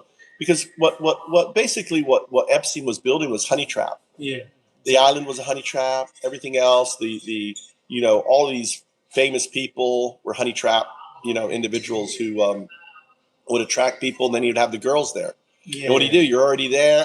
Just a little girl. Oh, these are just friends, and you're there, and you're like, and the cameras are rolling, and you just have to go with the flow, right? Well, it's like Hotel California. Once you check in, you can't check out. Yeah, exactly. And they're not just, don't worry about it. No, you're among friends here. What happens on the island stays on the island. Bullshit. But that was the beauty. I mean, that was basically it. He didn't have to. A lot of people make a mistake thinking, where did he bribe people? Where did he do that? He didn't have to. He had a whole Mossad group behind him right? With That the handled mastermind that. sitting here. They all handled that. They handled it. Was all outsourced, right? He wouldn't. He was too important by the experts. Yeah. So they showed up with Lex and said, "Listen, look, here are the tapes, Mr. Lex. You know, maybe they showed up, say, oh yeah, we're here to do a proxy business with Epstein." Then they slapped down, and the guy, "What's this?" He said, "Oh yeah, this is tapes." Ooh, Lex, what were you doing with that 11-year-old? Lex, oh my God, Lex. Now, Lex, what are we going to do next? What are we going to do next? What's your plan? You know, are you ready for jail? You know what they're going to do to you. You know what they do with pedos in jail, don't you, Lex? You know. So that's what happened. And now that they have a president of the United States, and they're using him to do the stupidest thing, attacking Iran. You're American, right? Yes. As an American, Yep. do you think that Israel forced America into this war? Absolutely. Like America has nothing to do with Iran war. Like Israel is dragging. Absolutely. Not for because of the Epstein. They own America. Yeah. So they own America. They have the tapes. Bibi is like, oh, you should do this. Oh, those tapes are fine. You know, he just knows. You know, I have some American friends, and they were like, "Fuck Israel! Like, we don't have to die for Jews, right? So why do we have to sacrifice our brave soldiers for Israel?" Exactly. And the thing is, see, Israel owns. They own AIPAC is a political arm, right? They have all this dirt. So this Epstein, this honeypot system has been around since the 70s. Exactly right. 70s. They've been planning this for They've so been long, collecting, and finally they got their boy in the office who can't say no. Yeah. And he's dumb. And all you have to do is say, "Oh, you're great. Let me give you you're great." He's like, "You're so fucking dumb." So, but the American military, obviously the military is pushing back. I don't know if you know, but in 2002, there was wargaming. They spent $200 million wargaming attacking Iran. Do you know that? Yeah. Right? It was called the Blue Team, Red Team. And the general, the sergeant, the guy running the Red Team, right, destroyed. They were so upset. He did drone attacks. He knew they would be listening, so he did like all communication was motorbikes, dirt bikes, right? So there was no communications. And then he did a swarm. He sunk a carrier. So every single captain, admiral in the military knows about that scenario. You think they're going to move their ships into fucking Iran's face? No, they're not going to be. I'm not going to be the one going down that I lost my. So they all said, "Fuck off, Egstef." You know, that's the drunk guy that we have as our Department of War. You know, change Department of War bullshit. So they all told them to fuck off. And now they've got like 50,000 troops. And here's the crazy thing: Iran just has to sit there. You know, America is spending, something like $20 billion a month, right? Or 200 billion a month. It's 20 billion a week, 200 billion a month. Iran just got to sit here. We're spending 16 million on a fucking drone to shoot down a $25,000, I mean, this is like, it's like, Iran or, couldn't have planned it better. Exactly. Iran is like, just, enjoying this war, right? Yeah, let's burn their money, right? Like 60, I think one. Have you seen the memes? Yes, I've seen all the memes. Like, oh my God, that's so good. Have paintings of fighter aircraft. Yeah, and they're dropping $1 million bombs on the paintings of the aircraft. Right? How dumb we have to be? Yeah, right. Yeah, that's asymmetric, and we're just like the American people, especially MAGA. It's not, that's the thing is that MAGA. That's that's our crazy group. MAGA is, they're so dumb. They don't see it, and they're like, it's sad. And but it's coming down to a head. I mean, in this November is going to either break America, civil war will happen in America. Yes, I have in this, the no kings, right? Well, not that. Is we have our midterms. See, what Trump did was he was so sure that he was going to win. He had the Hispanic group. He had all these groups that in Texas and other places, they created more seats for more power. But when you create more seats, it means you lose control, right? So now they have, in a way, fucked themselves in Texas. Texas may go blue this midterm because they don't have the support. We have a internal security like the Gestapo, which is ICE, which is attacking anyone of your color, anyone that looks like you. You know, no rules. Show me papers. Show me papers. Bullshit. What the fuck? I'm American. You know, nah. You know that's and what's crazy is like these people running it. They're Hispanics. They're minorities. It's crazy. They've been harassing and even killing the people, right? Yeah. Who've been, not cooperating. Yeah. And it's crazy. It's crazy. I mean, that's what I'm saying. And so this November, Trump, if Trump is going to try to stop losing, he can't win, right? And when he loses, impeachment coming, investigations, all these people like war crimes, blowing up a girl's school, that's going to be there. Saying that he's going to use nukes. I mean, his Easter thing is completely insane. He was almost ready to nuke the era, right? Everyone thought on Tuesday, what was that? Yesterday, whatever Tuesday was, that we're going to be. It would be over. So it's insane. It's insane. Yeah. How long are you in Fukui for? I'm leaving tomorrow. Till tomorrow? Are you taking the train back? How did you come down here? I drive. Oh, you drove all the way from Tokyo. How long? 6 hours. 6 hours. Yeah. Not only that, I'm going for. You're looking for work too. You're as you're driving. Yes. You're. I'm visiting every construction company and giving them a business card. Everything to sell, contact me, blah blah blah. Going to the people like Koji. No. Or the conscious Koji. Mm-hmm. If they have the truck which is in demand, I will give them a coach. If you ever change your mind, call me. That's my business. That's my work every day. I just visit a different place. Every day I just drive. You go to construction company to construction company, right? Ideally. Companies, recycling companies, contractors, every person who has a machine, with a truck, with a car, I go to them. Okay. And you just give them a business card, introduce them my company, buy things, do things at a good price. If you have anything to sell, just call me and I'll give you a quote. If I get 200 products, probably 500 of them are going to go back to sell. Yeah. Even if one person sells. So we want to automate this. We want to automate it. Don't you think? Automation is an enemy.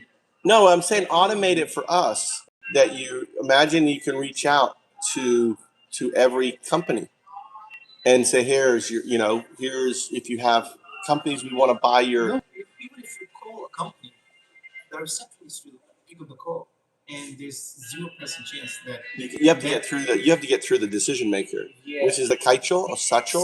Sacho. The Sacho, right? So many times that there's a thing for sale, and then the receptionist, and she says, "No, I want this one." So, and at the same time, Sacho comes.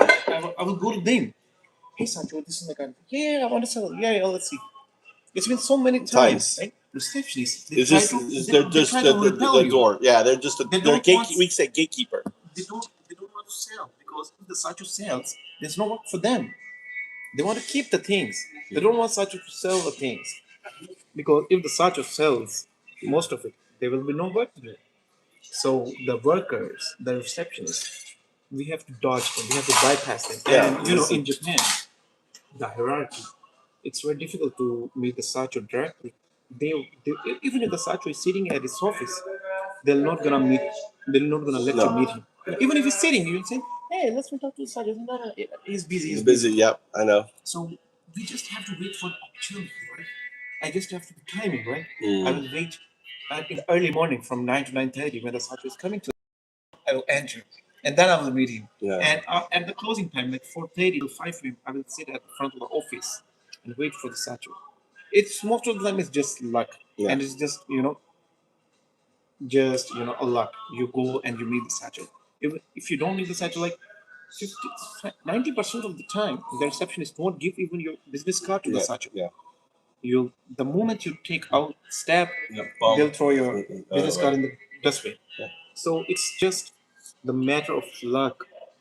You just have to make the decision. I wonder if you could use like, I'm here for an appointment. Here's my card. Have you ever tried that? I have tried with a Japanese person. I took a Japanese person as a worker, and his job was to making calls every day. Hello, we want to meet the statue. Like, I want to have a meeting with them. I need an appointment. The moment they realize that you are a kaito, you're a used car dealer, they'll switch the tone. They'll be rude because there are too many disturbing them every day. Imagine you have a car, and like every week, 20 to 30 people come to you. Hey, do you want to sell the car? Do you want to sell the car? Eventually, you'll fed up. Yeah. You'll get angry. That's what's happening in Japan right now. Sri Lankans. There's two. So you have a lot of competition. Sri Lankans. Oh, Sri Lankans. Sri Lankans. Is that the group that the government are upset with by Tokyo? Yes. Tell me about them. I don't know anything about them because it's up in your neck. Hi, arigato. Sri Lankans, I don't want to, sound bad or Right, racist, right. but they have no business etiquettes. Like, even if I'm going in a company, right? Yeah. I'll wait. I'll wait for the opportunity to come. I'll wait for the person to meet. And even if there's a car parked at the house, I will not go to the car.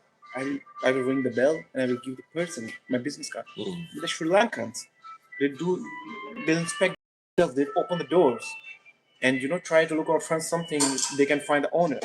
They'll trespass in the house. Japanese people don't like trespassing. No, that's horrible. And their favorite thing is trespassing. Sri Lankans, right? So they have no business etiquettes. They have no mannerism, basic manners like common sense. So Japanese people they'll go to like a used truck or something and look. They'll open the door. And they try to hide the business card so other competitor can see this. If you put the business card in the windshield, if you put your business card in the windshield, after like 2 hours, I will come and I will remove your business card and I will put mine. Yeah. To avoid that, they'll put business card inside. They open the doors. And when Japanese people see the cards inside, they get mad. And that's why there's so many news. Like in Sri Lankans, they have been, misbehaving with the Japanese people. They're trespassing without permission. They're opening the cars. This is south of where are they located in Tokyo? I think they're like everywhere. Really? Yeah, in this area, especially in Fukui region, there are a lot of Sri Lankans. The only company is Sri Lankans, and they have no business, common sense of business, right? Even as a businessman, me, I have to keep a certain margin from a truck, right? I came from Tokyo. If I buy a truck, I have to consider the transportation price, and the fees and everything, and then after my profit. The Sri Lankans, even if I'm keeping in mind, like, I have to save at least 30 months from this truck, I'll give a quote. But Sri Lankans, even if 2 months, they're earning 2 months only, they'll raise their offer from you just for they'll keep their profit like tiny bit. Yeah. But they want to buy because they don't want you to buy. They are destroying the business, right? They are skyrocketing the price. They are just making their profits. The margins really low. Yeah. So that's why it's bad. But there are good persons also. Who don't know technology, right? Because we don't want technology. Because when you go to the young and you say, "Hey, I want to buy a business sports car," they don't know the value, right? The old person don't know the value. So you can quote whatever you want. But the young guy has common sense, can know, who can search for auctions. They'll say, "Hey, the same car is selling in this auction, Yahoo auction, for this price. I'm not a fool. I won't sell you that. That's where the margin dies. Yeah. If they know the price, the Yeah. margin dies. So we're looking for old people, the people who don't use internet, they who use flip phones. Yeah. So that's where the business is. Let me do this. Let me get you on Line. You're on Yeah, Line, sure. right? On that. You know, I have a Japanese in Fukui. You know, where in Mysore City. He's a Japanese guy, and all he does, he knows a lot of people around his house. So he just introduced them to me, and if I buy a car, I give him 5 month, 10 month. It depends on the thing. There you go. Let me scan.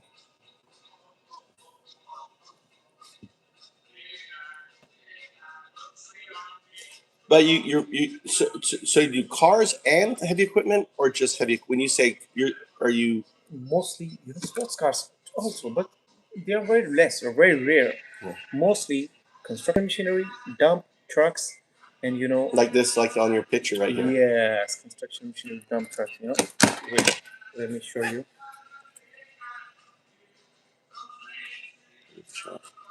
This is That's your card. Yeah. Let me grab that. All right, let's see a picture here. So remember. Yeah, sure. This around. Very cool. Send that so you have it, so you remember me. Yeah, sure. I'm looking forward to work with you. We'll do it. Because Definitely. In my business, let me be honest with you. You need a person, like, who works with you.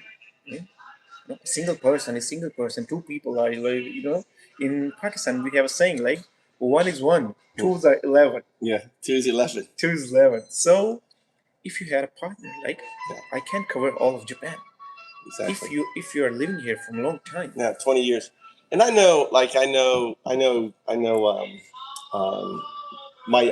own mountain property, I own little farmland and stuff. And I always see, I'm always driving around up in the mountains and stuff, and I'll see like a garage with an old car and stuff in there, and I think what you want to find. I'm like, God, I said that would be worth.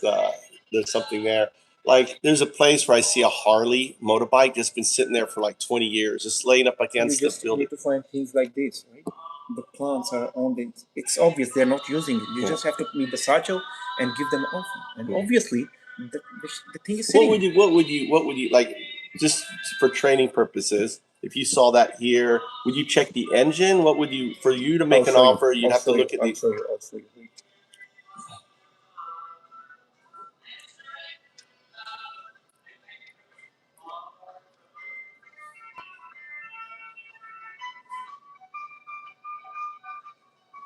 When you find a machine, construction machine, you just have to take the pictures like this, like this. Yeah. This, if it's an oil leak or not. This place. Yeah. And the hour meter inside, and the hour meter, of course, like this. What is that? What's that there? The hour meter, right? What's how old it is? How many hours it has worked? Okay, the hour meter. I didn't know there was an hour meter. Yeah. And the condition of the inside, and then the engine condition, and the most important part, its plate. That's where the real value is. What does this give you? Like what it is, the history? No. For example, this machine is PC22HUSLC-2. It's the model of this machine. Yeah. So we'll use this model number to get a quote. We'll see like from an auction house. Yeah. We'll see the market prices, the selling prices, and then if it's selling for like 150 months, we'll give them a quote like such a quote like 80 months. We'll negotiate. No. いや、お願いします。はい、どうぞ。はい、ありがとう。So we'll give them like, how about such a 90 months? I want 110. I said no, such a. How about 100 months? Yeah. So yeah. Yes, and then we have to keep good margins, and sometimes even like on a small thing, like you buy a thing for like 50, 60 months, That thing sells for like 300 to 400 months. The profit margin is enormous. And I have seen people who goes from rags to riches. Who goes from like 0 to 100 in like 1 or 2 months. It's just a matter of one good thing. You have to find old Porsche. Yeah. The old, people don't know shit about that. Yeah. You buy Old a Porsche. Mercedes. My friends have bought old Porsches career like for 20 months and they've sold it for like 400, 500 months. It's just one earning and your life will be changed. Yeah. Well, it's cool because I'm always looking at IKEA houses, and I see that the garage, and there's 2 cars, they're all full of dust, like covered, just sitting in there. And probably the guy who owned it is dead. The kids are. You just have to find the kids. That's the game. You just have to find the person who is able to make a decision. I have a real estate. So here's the cool thing: is I have a friend of mine who knows all of the. He's Japanese, so I think he'd be interested in this. So I'll bring him. I'm gonna meet with him and talk to him, and then he can actually do the research, so we can find the house, find out who lives at the house. You have to like find the half the deal is finding the person who makes the decision. That's the thing, especially for the individual stuff, and then and even if you can get a deal, right? If you send me a picture of a machine that person is selling, if the person sells the machine, like I'll give you a commission on the spot, like, and take care of the transportation, everything. Depends so we'll on the do profit that. margin. Yeah, that's fine. And that's what I'll do is I'm gonna build an app that, like, I already have the camera thing, so I'll just kind of like record, take pictures, like the whole thing, uploads it to the thing. You'll have access, to it, and then we can then talk like every single vehicle becomes like its own little project. Who's the owner, all that stuff. Yes, and when you find like things, right? There's too many things like this sitting in dirt. Yeah. You just have to find the owners. Yeah. That's the game, right? So when you buy a car, like truck, you have to take pictures like this of the frame and the shocking, of course. Yeah. That's when the Tashki and the Nemchki. Yeah. That's the game. That's the mileage, the make and model. Yeah. Shotgun. That's it. That's the game. On there. All right. It was so nice to meet you, Mark. Mike. Or Undadu. Undadu. I'm gonna do one too. I hope to see you soon. Yeah, we'll do that.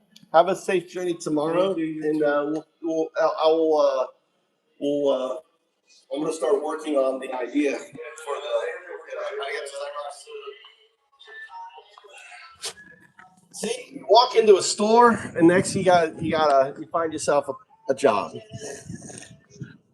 I hate multi-night. So the other app I built, which wasn't working, is called multi-night. I helped a guy move his house. That's the other thing. Like, people like throw all this stuff away.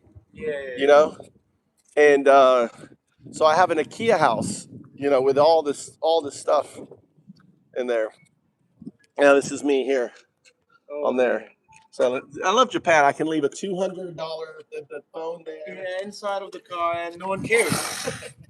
No one takes any. All right, Ali. Safe trip. I look forward to working with you too. Okay. All right. Bye. All right. Now, you know what? I got to use the restroom. I'm going to leave you guys in here. Right in here.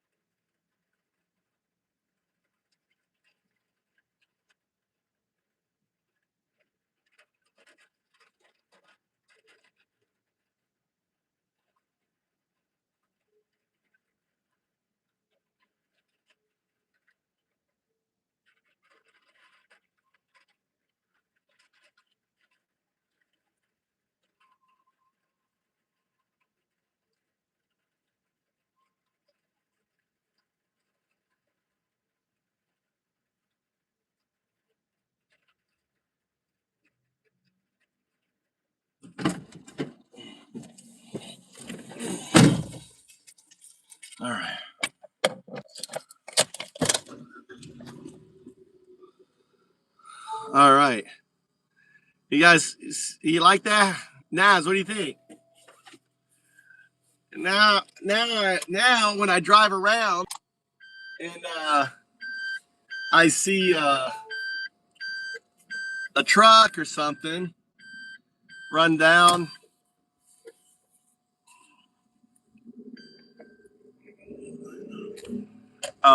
we'll start with multi-nai, got junk. It ties perfectly into got junk. So we've added another category to got junk. I don't know why my got junk's not working though. It's interesting. Why is it not working? Why I have a white screen?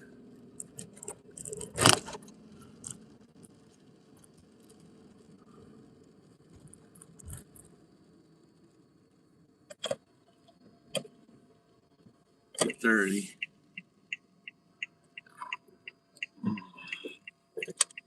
Let's go. Shit, it's 8 o'clock.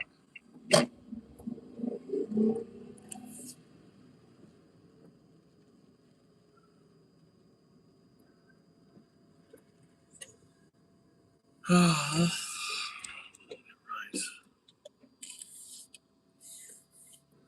I guess no one's here. Oh, why am I?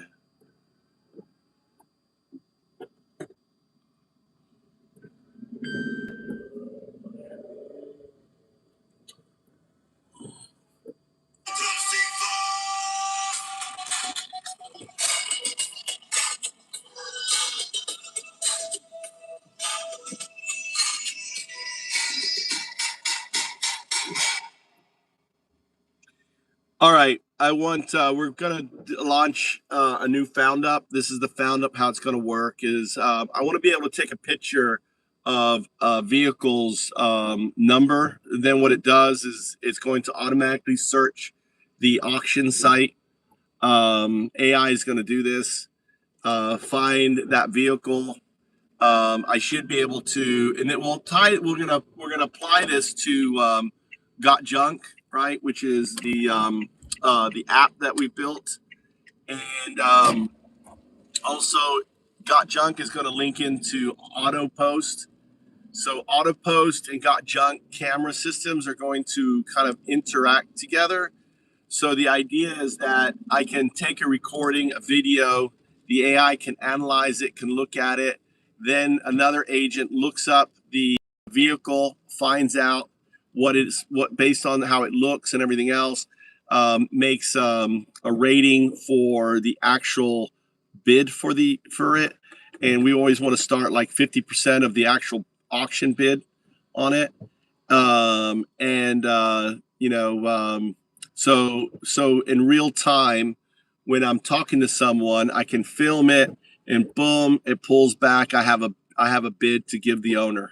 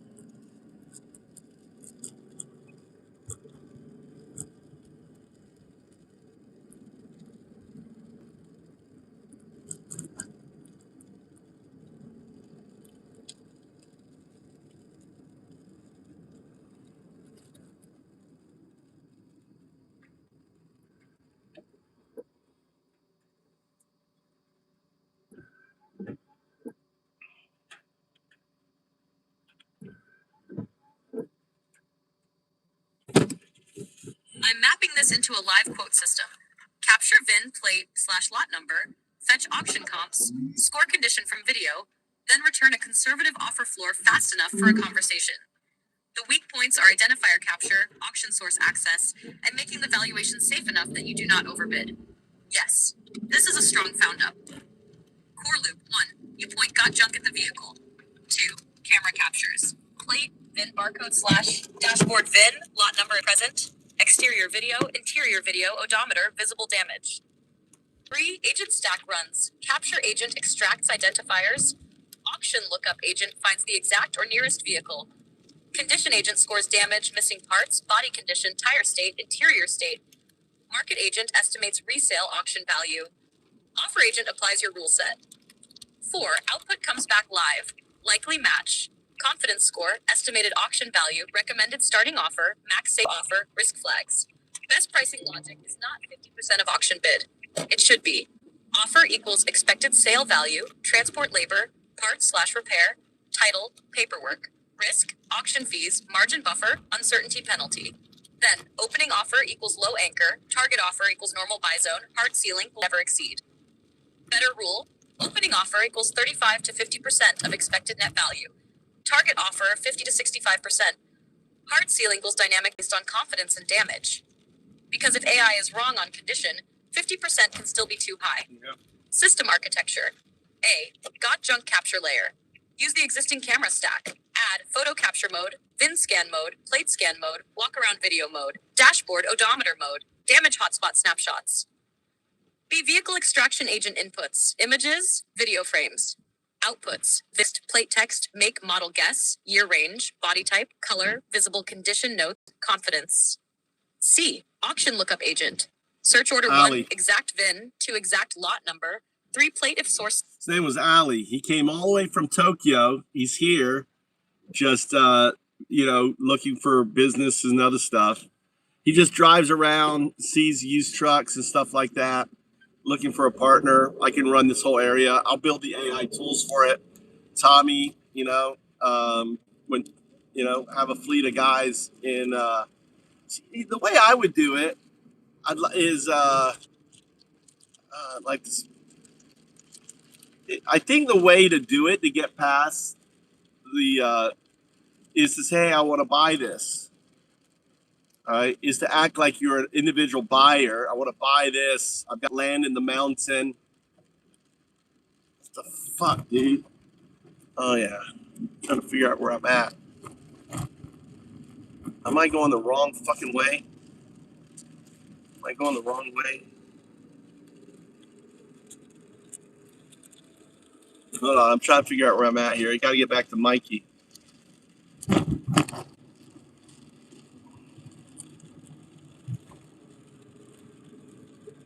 All right. I didn't even ask him. He's a young guy. He's like in his 30s. But you get like one of those trucks, you get a good deal. I'm always out and about, right? I'm always driving around. I see a truck and stuff.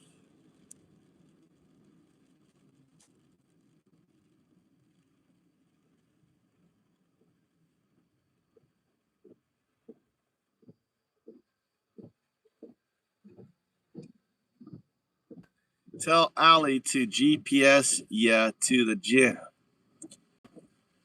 Yeah, I need to. Tommy goes to the gym every day.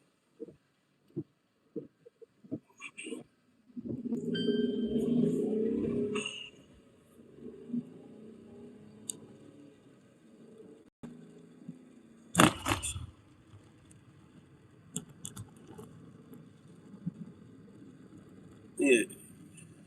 Are you going to the gym, Naz? Yeah, let's go.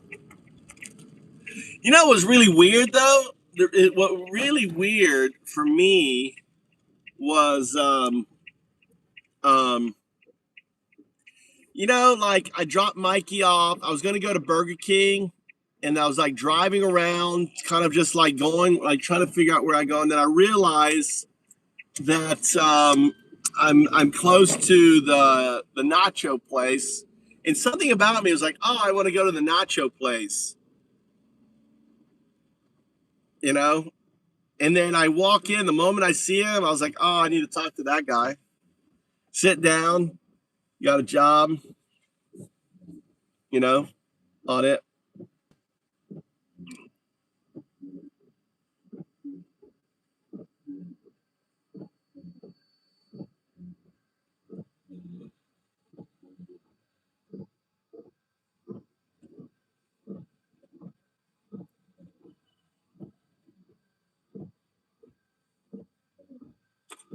it's entanglement. It's not, it's, I don't know. It's just entanglement. It's like he was, and the thing is, he was putting out the vibe. I want someone in Fukui. I wish I had someone in Fukui. He was putting out that geometric, that higher dimensional, you know, energy, right? And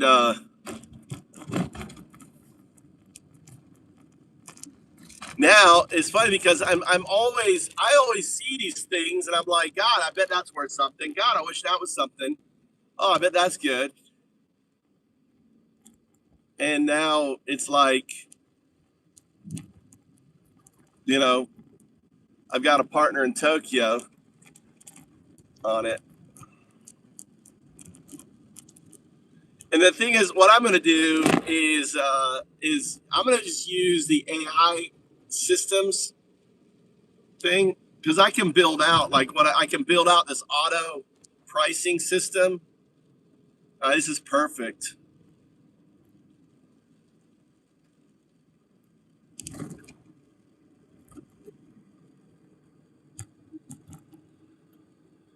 What's up, Ed? How you doing? Hi, Ed's the heavy machinery dude. I just met a guy, Ed, that buys used heavy machinery and you know, pays off money for it and picks it up and moves it.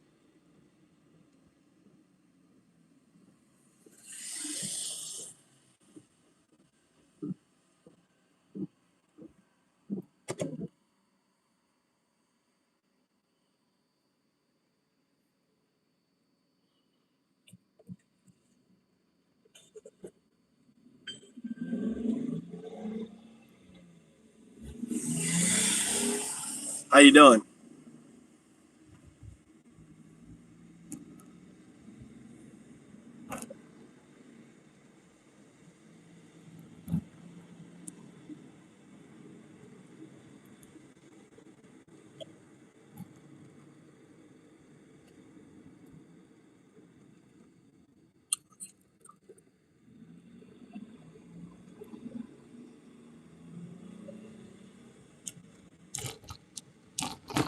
Good.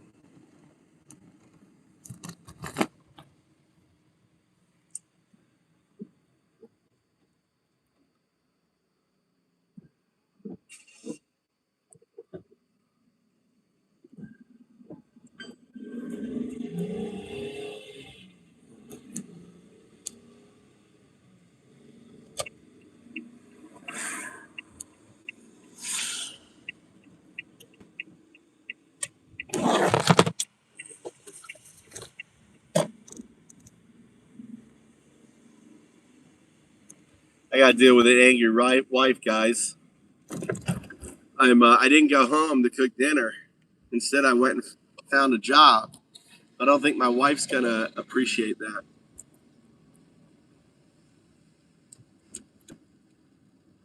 Found work.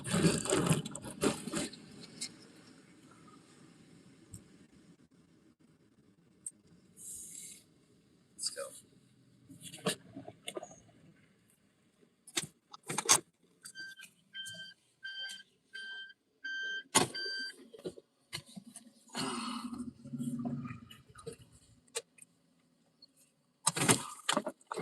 What's up, Richard? How you doing? So I had a meeting. I met this guy. I went to get my chips and I went to get some nachos, and there was another guy getting nachos. It was funny. It's funny. He was eating nachos too.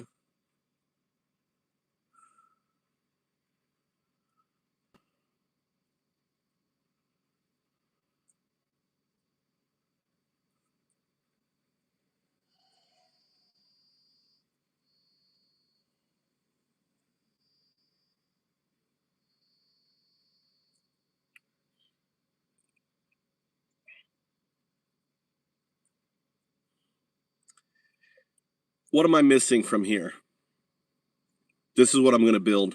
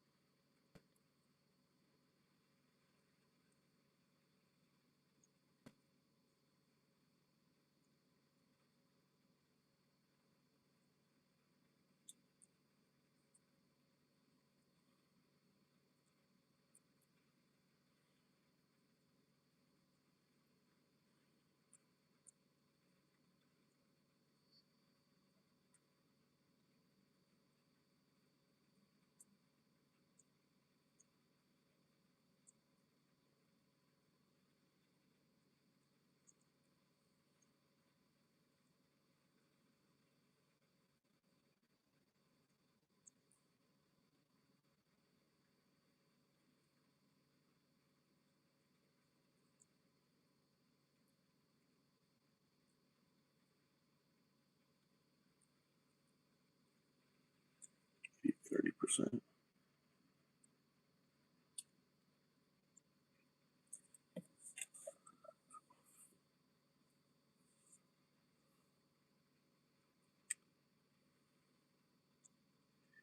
Yeah, so the bid, when I say 50%, it should be of the calculated auction bid.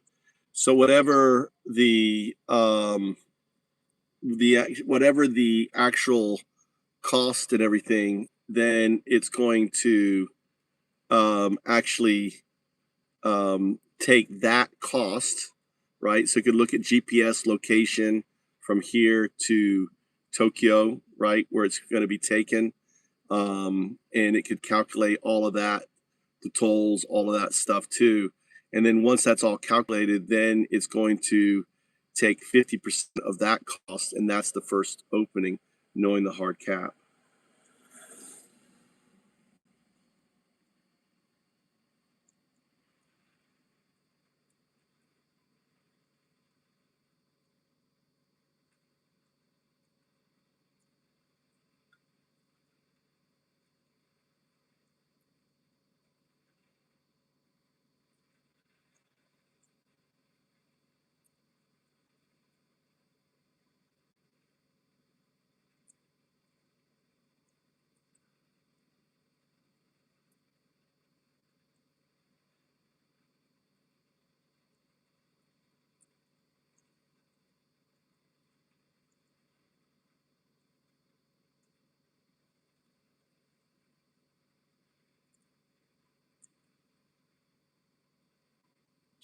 Yeah,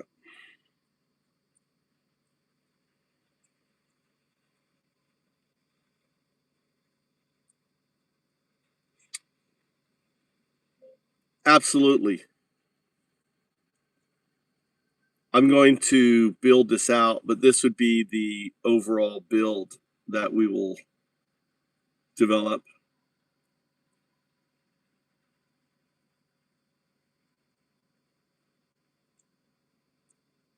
So,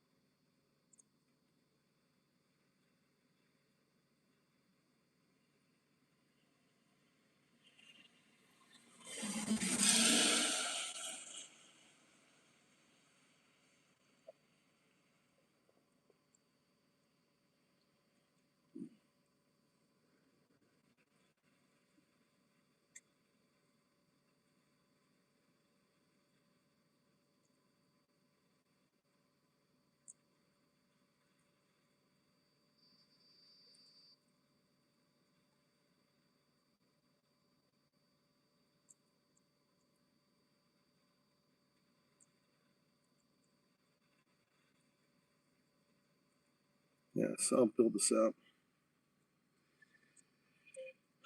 I'm going to build this into my app that I have.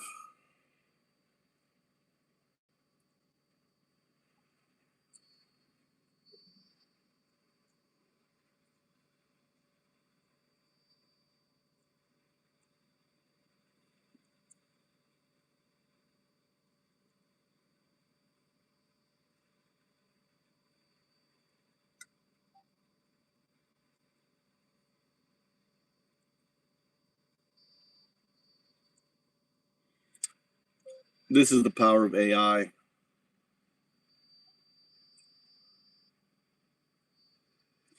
The reality is, if we don't build it, control it, have the app, someone else will. The opportunity is to imagine us making an override on every transaction on our app.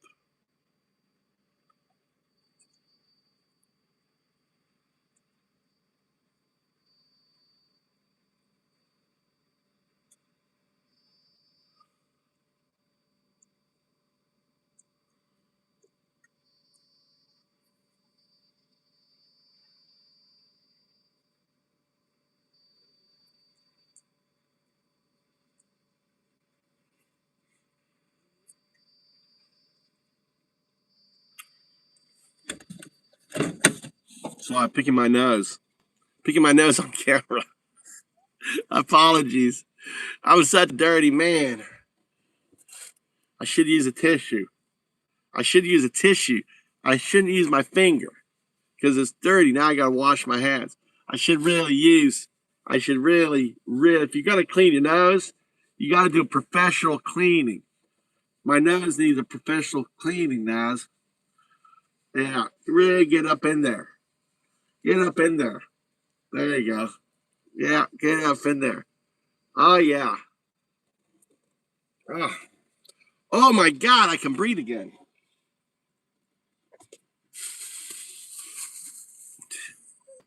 I apologize. I'm a clown. What can I say?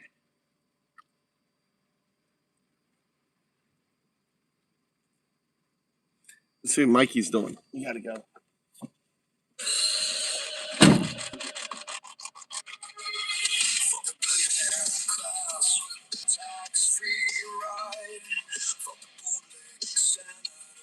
Nothing inside for the MAGA cult, drinking poison every day.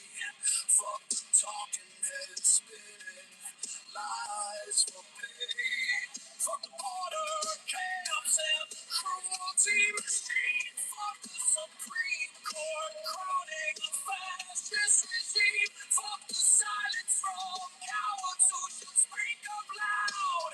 Fuck every single face in that red hat crowd. Say fuck Christians and loving Nazis. Fuck your whole agenda and your fucking atrocities.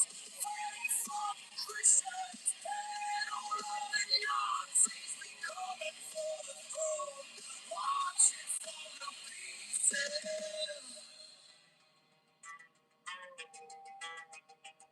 Fuck your thoughts and prayers. Fuck your laws and lies. Fuck your stolen power. Watch it fucking die.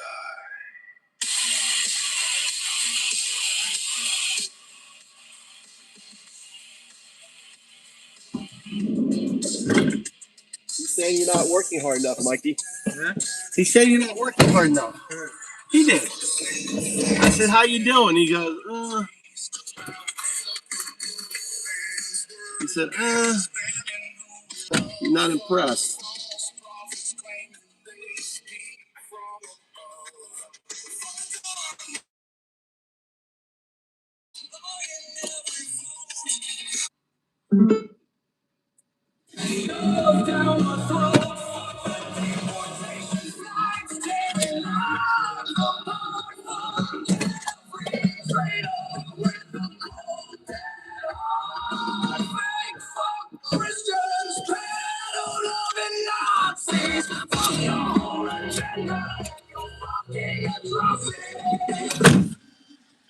Kentucky Fried Chicken.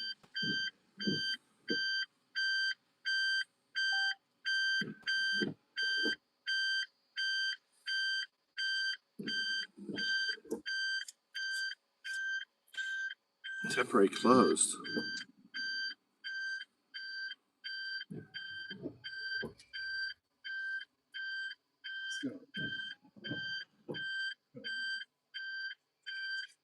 Temporary closed. Huh.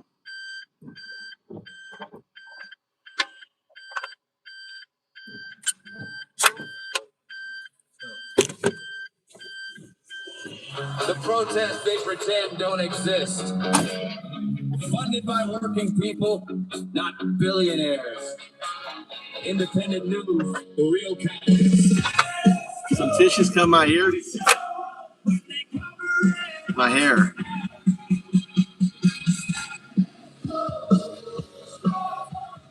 Statuscode.com.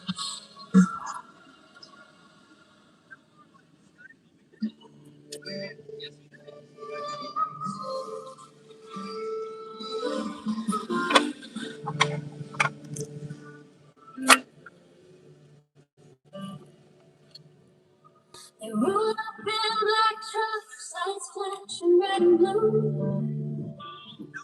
Tearing families apart in the dead of night. Kids in cages, brothers gone without a trace. While the man in the gold tower lives in America. I sent the guy the build thing, right? Mikey, that's tin. You can't put that in there. It's not plastic. And he's like, whoa. He's like, blew him away. He's like, I'll just start simple. I said, yeah, the app will be simple, but that's what we're going to build towards.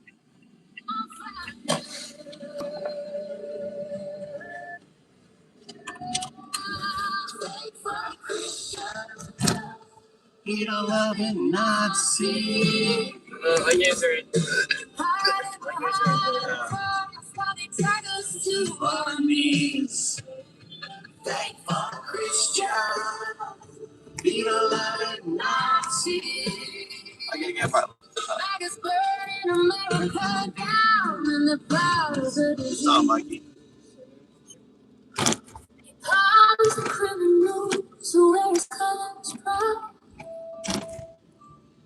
Cause the Proud Boys find people in front of the cheering crowd. Storm the Capitol with their flags, nooses swinging in the air. While he watched it on TV, grinning without a care. Now he's back with vengeance, promising round two to pull them all up if they don't look like you. He quotes the Bible, twisted, cherry pick the hate. Love thy neighbor, unless they're brown or coming through the gate.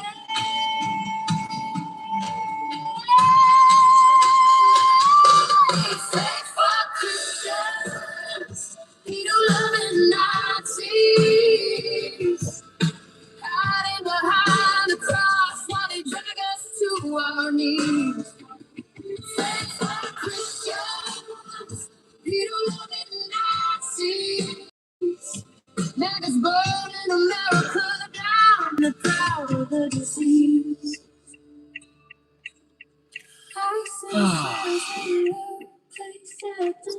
No, he can't. He can't get his permit. When can you get your scooter permit, Mikey? Do you know? How old do you have to be to get your scooter permit to ride a scooter? How old do you have to be to get a scooter permit? 16. Huh? 16. 16? When do you study the test and get the scooter permit? I'm not scared. Why? But Well, you start with a scooter, son. Start with a scooter.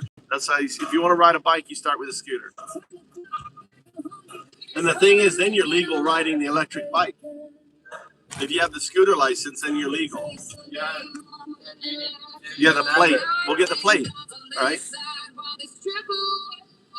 I don't think so. It looks like a bicycle. It has the wheels. I don't think you need a plate on it. Huh? I don't think you do. It looks like a bicycle. It's got a chain on it, so it's a bicycle. Even if it's a bicycle with a battery. I've never seen any bicycles with batteries in Japan with a plate. Because it has the bicycle wheels, it's a bicycle, Mikey.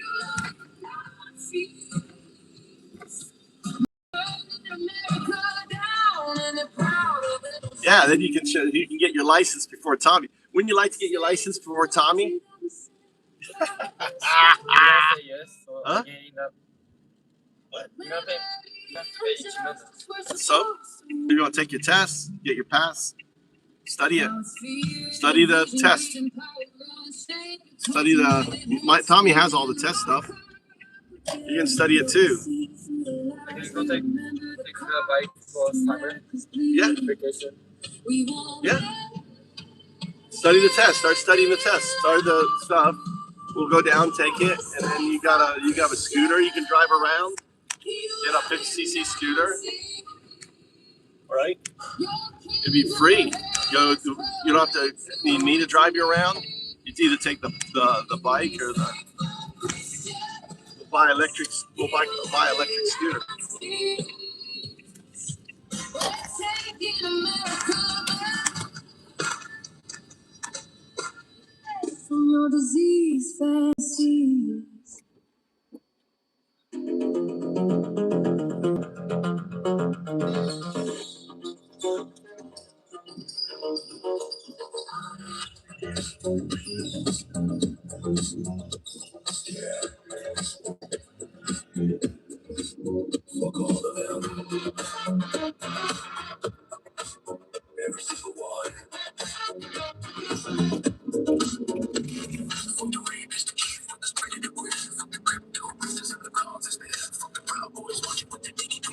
Okay, you're gonna give me money. Huh? You're gonna give me money. For what? Sure. For the scooter? You're gonna pay me for it. I'll pay you. What do you mean? I'll pay your test. Yeah. If you take a driver's test, I'll pay for it. I said,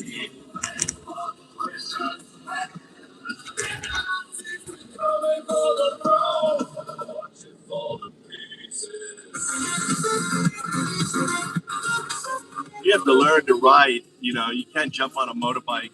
I really don't like motorbike is dangerous. Scooter, you go 30, 40 miles per hour, you have a helmet. Motorbike is a whole different beast.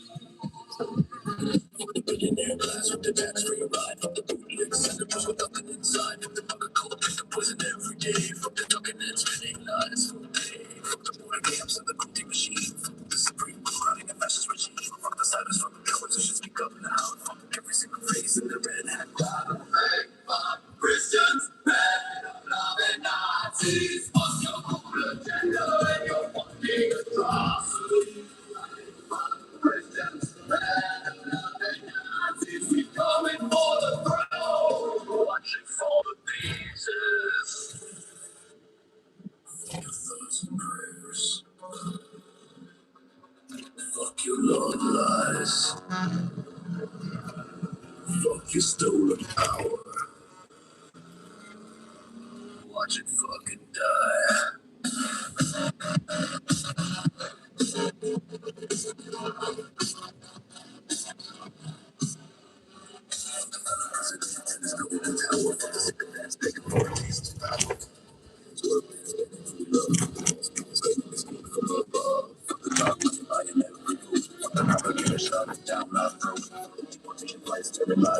Fuck every traitor with a cold dead heart. Fuck Christians, pedo-loving Nazis. Fuck your whole agenda and your fucking atrocity. Fuck Christians, pedo-loving Nazis. We coming for the throne. Watch it for the pieces. That's Mike. This is your mother. All right. 90. I'm driving Mikey back now from the gym. What is it, our dinner? You got rice and I got chicken.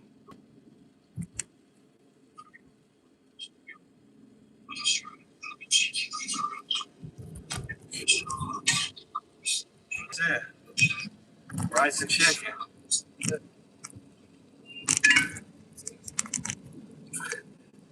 And my wife's hungry. That's it. Rice and chicken. That's dinner, honey. It's already 8:30. People starving.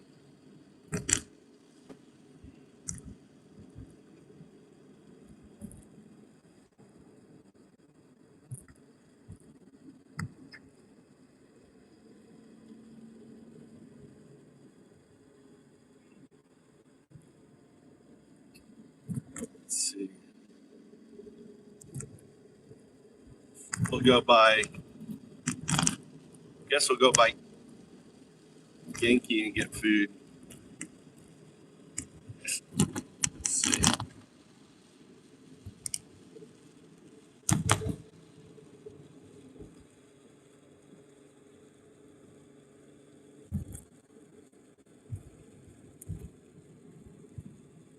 All right, I'm gonna watch TV. I'm gonna watch some news and stuff. Catch up. All right, guys. I'll be on later.